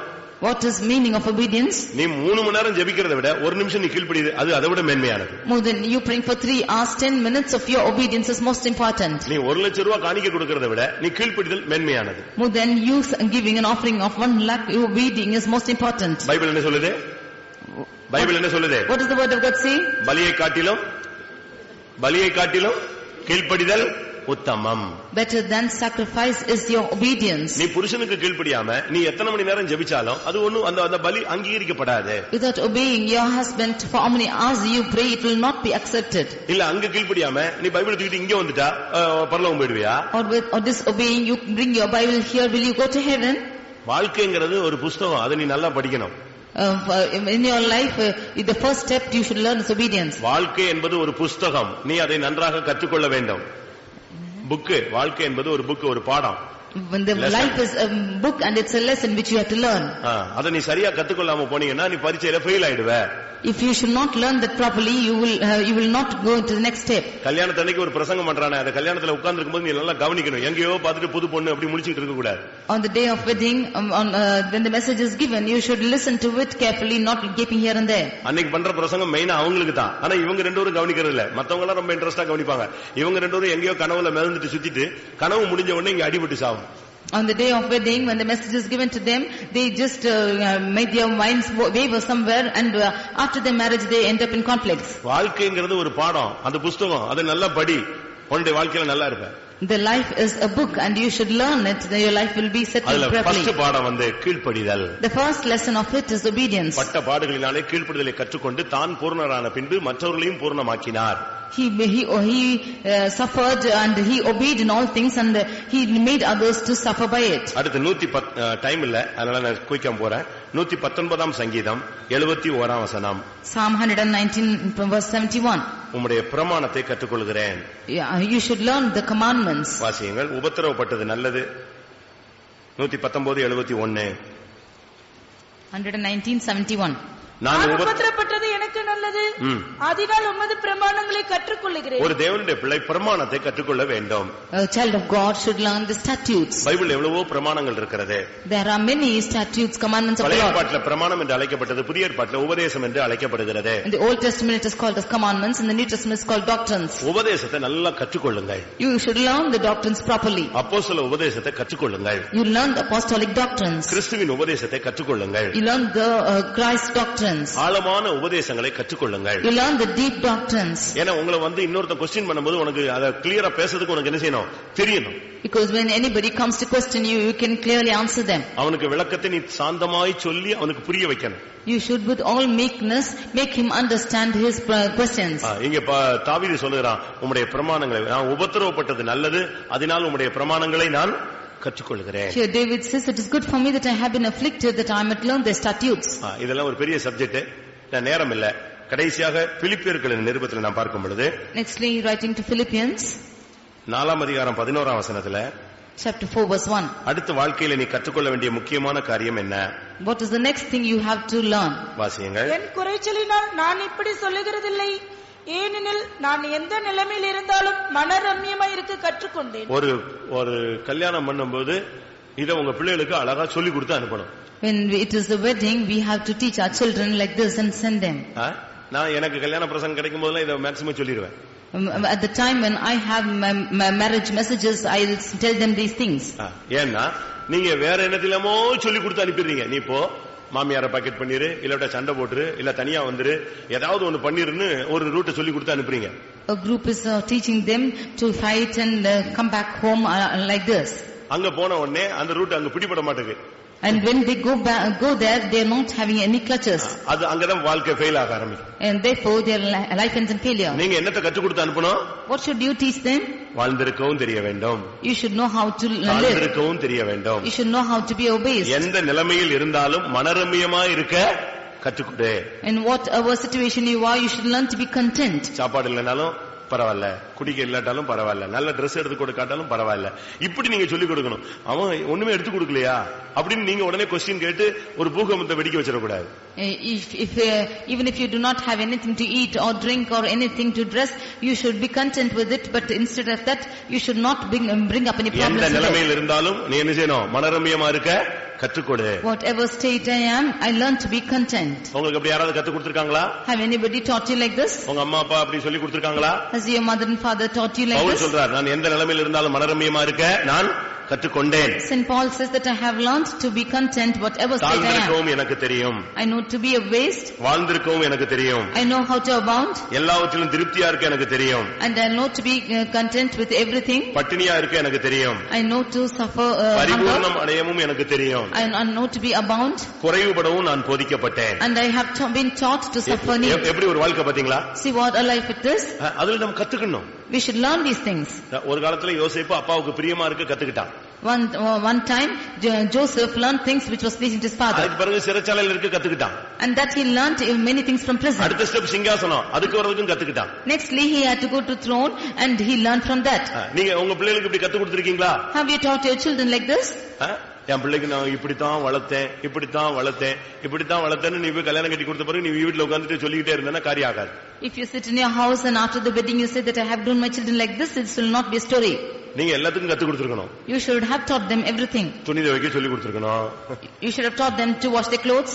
சோறு பொங்க சொல்லி கொடுத்திருக்கணும். You should have made them to learn how to cook. ஒழுங்கா மரியாதையா பேசுறதுக்கு கத்து கொடுத்திருக்கணும். You should have taught them how to respectfully speak. கீழ்ப்படிய கத்து கொடுத்திருக்கணும். You should have taught them obedience. மனரம்யமா இருக்க கத்து கொடுத்திருக்கணும். You should have taught them to be content. ஒண்ணுமே கத்து கொடுக்கல. You have not taught them anything. ஒரு இடத்துல ஒரு கல்யாணத்துக்காக ஒரு பெண்ணை கொண்டு வந்தாங்க. Once for a wedding a girl was given. அதாவது கல்யாணத்துக்கு டேட் ஃபிக்ஸ் பண்றாங்க. They have brought to fix the date. அந்த பிள்ளை வந்த உடனே அந்த அம்மா சொல்லுது, ஏய் முக்காடு போடு. அப்ப முக்காடு போடுறது கூட அவளுக்கு இதுவரைக்கும் சொல்லி கொடுக்கல, அவ கத்துக்கவே இல்ல. அவ என்னத்த கல்யாணம் கட்டி வாழ்ந்துற போறா? When that girl came, the mother said, you put on your covering like this, and she was not taught, then what will she learn? நான் சொல்றது உங்களுக்கு புரியுதா? Do you understand this? கல்யாணம் கட்ட போற வயசு வந்துருச்சு, கல்யாணத்துக்கு டேட் ஃபிக்ஸ் பண்றாங்க. அப்ப இத்தனை வருஷம் விசுவாசி, இப்ப வந்து கல்யாணம் கட்டி அடுத்த ஒரு வாழ்க்கைக்கு போறா. ஒரு பிள்ளை ஞானசானம் எடுத்திருந்தாலே என்ன போடணும்? ஞானசானம் எடுத்த பெண் அந்த பெண்ணுடைய தலையில ஜெபம் பண்ணும் போதாவது தீர்க்க தரிசனம் சொல்லும் போதாவது என்ன இருக்கணும்? தலையில முக்காடு இருக்கணும். அப்ப இவ ஞானசானம் எடுத்து எத்தனையோ வருஷம் ஆச்சு, இப்ப கல்யாணத்துக்கு டேட் பிக்ஸ் பண்ண வர்றாங்க. இவளுக்கு இன்னும் முக்காடு போடுறதே தெரியல. அம்மா சொல்லித்தான் அன்னைக்கு முக்காடு போடுறான்னா இவ என்ன வாழ்ந்துருவான்னு கேக்குறேன். When at baptism itself one should know how to put on the covering over the head, but even when it comes to wedding, even then if she is not knowing, you should think as to how that life would be. இப்ப டைவர்ஸ்க்கு notice அனுப்பியிருக்கா. Now she has sent the divorce notice. அதான் வந்து final நிக்கும். That is the final thing. வாழ்க்கையை கத்துக்கல, ஆனா வாழ முடியாம வந்து விட்டார்கள். They do not have learned the life and மனரம்யமா இருக்க கற்றுக்கொள். You should learn how to be content. மனரம்யமே நித்திய விருந்து. Contentment is a divine feast. ஒவ்வொரு நாளும் அதுதான் உன்னுடைய வாழ்க்கையில விருந்து. Every day your divine feast is contentment. இந்த ஏனோக்கு எல்லாவற்றிலும் இருக்க கற்றுக்கொண்டவன். Enoch was the one who learned all these things. வீட்டில் உள்ள குடும்ப பிரச்சனைகளையும் சால்வ் பண்ண கற்றுக்கொண்டான். தேவனோடு நடக்க கற்றுக்கிட்டான். தேவனோடு காணப்படாமல் போகிறதுக்கு எடுத்துக்கொள்ளப்படுறதுக்கும் அவன் கற்றுக்கொண்டான். He learned how to solve his family problems. He learned to walk with God and also to be translated. எத்தனை பேருக்கு ஏனோக்குடைய வாழ்க்கை தேவை? How many of you need this life of Enoch? அப்படிப்பட்ட வாழ்க்கை தேவைப்பட்டவர்கள் கண்களை மூடி முழங்கால் படியிடுவோம். All those who need such a life, close your eyes and kneel down. கர்த்தர் உன்னுடைய வாழ்க்கையை அருமையான வாழ்க்கையாய் மாற்ற வாஞ்சிக்கிறார். The Lord wants to change your life as a precious life. நீ தேவனிடத்தில் கற்றுக்கொண்டால் போதும்.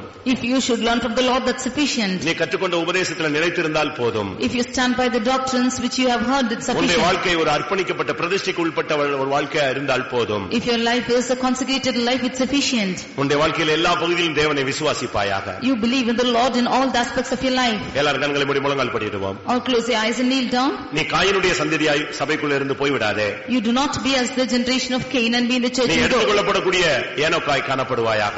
You be as the generation of Enoch who is a straight. காயினுடைய சந்ததியாகிய ஏனோக்காய் சபையில இராதே.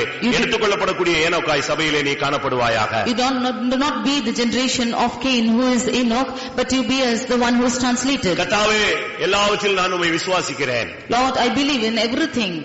தோல்வி இல்லாத ஒரு வாழ்க்கை வாழ வாஞ்சிக்கிறேன். I desire to live a life without failures. தேவனிடத்திலும் மனிதனிடத்திலும் சாட்சி பெற்ற ஒரு வாழ்க்கை வாழ வாஞ்சிக்கிறேன். I desire to live a life of testimony before God and man. உம்மோடு சஞ்சரிக்க வாஞ்சிக்கிறேன். I want to live with you. ஆத்தும ஆதாயம் செய்ய வாஞ்சிக்கிறேன். I want to bring many souls. கர்த்தருடைய வருகையை குறித்து சொல்லக்கூடியவனா என்னை மாற்றும்படியாக வாஞ்சிக்கிறேன். I want to be a person who could declare the coming of the Lord. என்னுடைய ஊழியம் ஜீவியம் ஒரு பிரதிஷ்டைக்குள்ளே காணப்படட்டும். My life and my ministry may it be into a consecration. இன்னும் நான் உம்மிடத்தில் கற்றுக்கொண்டு வாழ வாஞ்சிக்கிறேன் ஆண்டவரே. Lord, I desire to learn many things from you and live. இரக்கத்தை கற்றுக்கொள்ள வாஞ்சிக்கிறேன். I desire to learn mercy. சாந்தத்தையும் மனத்தாழ்மையும் கற்றுக்கொள்ள வாஞ்சிக்கிறேன். I desire to learn meekness and lowliness of கீழ்ப்படிதலை heart. கற்றுக்கொள்ள வாஞ்சிக்கிறேன். I desire to learn obedience. உபதேசத்தை கற்றுக்கொள்ள வாஞ்சிக்கிறேன். I desire to learn the doctrines. நீர் என்னை எந்த சூழ்நிலையில் நடத்தினாலும் மனரம்யமா இருக்க நான் வாஞ்சிக்கிறேன். Whatever situation you might lead, I learn to be content. அப்படிப்பட்ட ஒரு வாழ்க்கை எனக்கு தாரும். You give me such a life.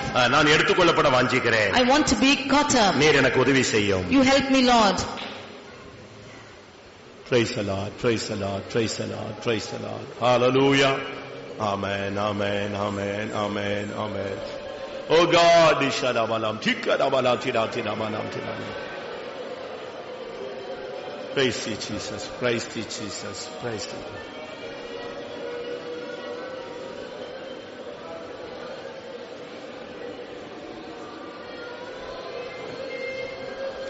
Praise the Lord, praise the Lord, praise the Lord, praise the Lord, praise the Lord. Hallelujah, hallelujah, hallelujah. உண்மையாகவே எத்தனை பேருக்கு எடுத்துக்கொள்ளப்படக்கூடிய வாழ்க்கை வேண்டும்? எப்ப ட்ரம்பட் அடிக்கும் தெரியாது, எப்ப எக்காலம் துணிக்கும் நமக்கு தெரியாது. கர்த்தாவே, நான் எடுத்துக்கொள்ளப்பட வாஞ்சிக்கிறேன். எனக்கு குடும்பத்தோடு வாழ்ந்தவன், அவன் ஒரு விசுவாசியின் அடையாளம். எடுத்துக்கொள்ளப்படக்கூடிய விசுவாசியாக நாம் வாழுவோமாக. எடுத்துக்கொள்ளப்படக்கூடிய ஊழியர்களாய் நம்முடைய வாழ்க்கையை வாழ்ந்து காட்டுவோமாக. அல்லேலூயா. சபைக்குள்ளே இருந்தே நீ காயினுடைய சந்ததியாகிய ஏனோக்காய் போய்விடாதே. சபைக்குள்ளே இருந்து எடுத்துக்கொள்ளப்படக்கூடிய ஏனோக்காய் உன்னை உருவாக்கிக் கொள்வாயாக. அல்லேலூயா. அப்படியானால் இரக்கத்தை கற்றுக்கொள், சாந்தத்தை மனத்தாழ்மையை கற்றுக்கொள்ளுங்கள், கீழ்ப்படிதலை கற்றுக்கொள்ளுங்கள், உபதேசத்தை கற்றுக்கொள்ளுங்கள். அல்லேலூயா.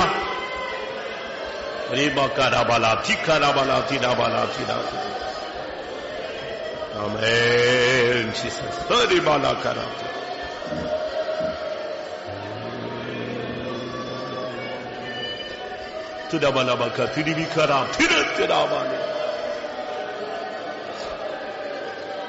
Hallelujah, hallelujah, hallelujah. Oh, rabala karabaka terabala katerabala. Hallelujah.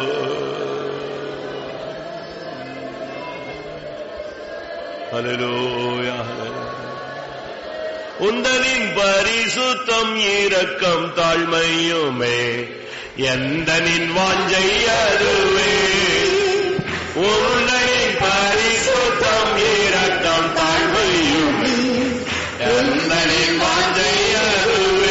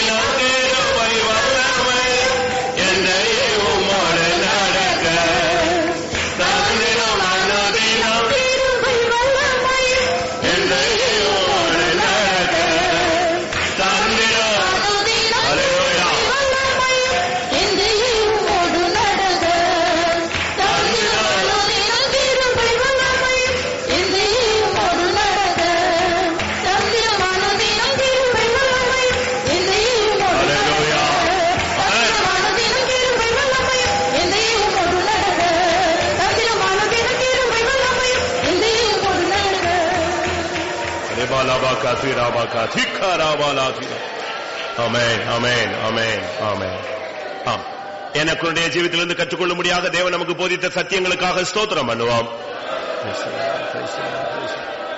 எடுத்துக்கொள்ளப்படக்கூடிய விசுவாசிக்கு அடையாளமாக கர்த்தர் அவனை குறித்து கற்றுக்கொள்ள உதவி செய்தபடினாலும் ஸ்தோத்திரம் பண்ணுவோம்.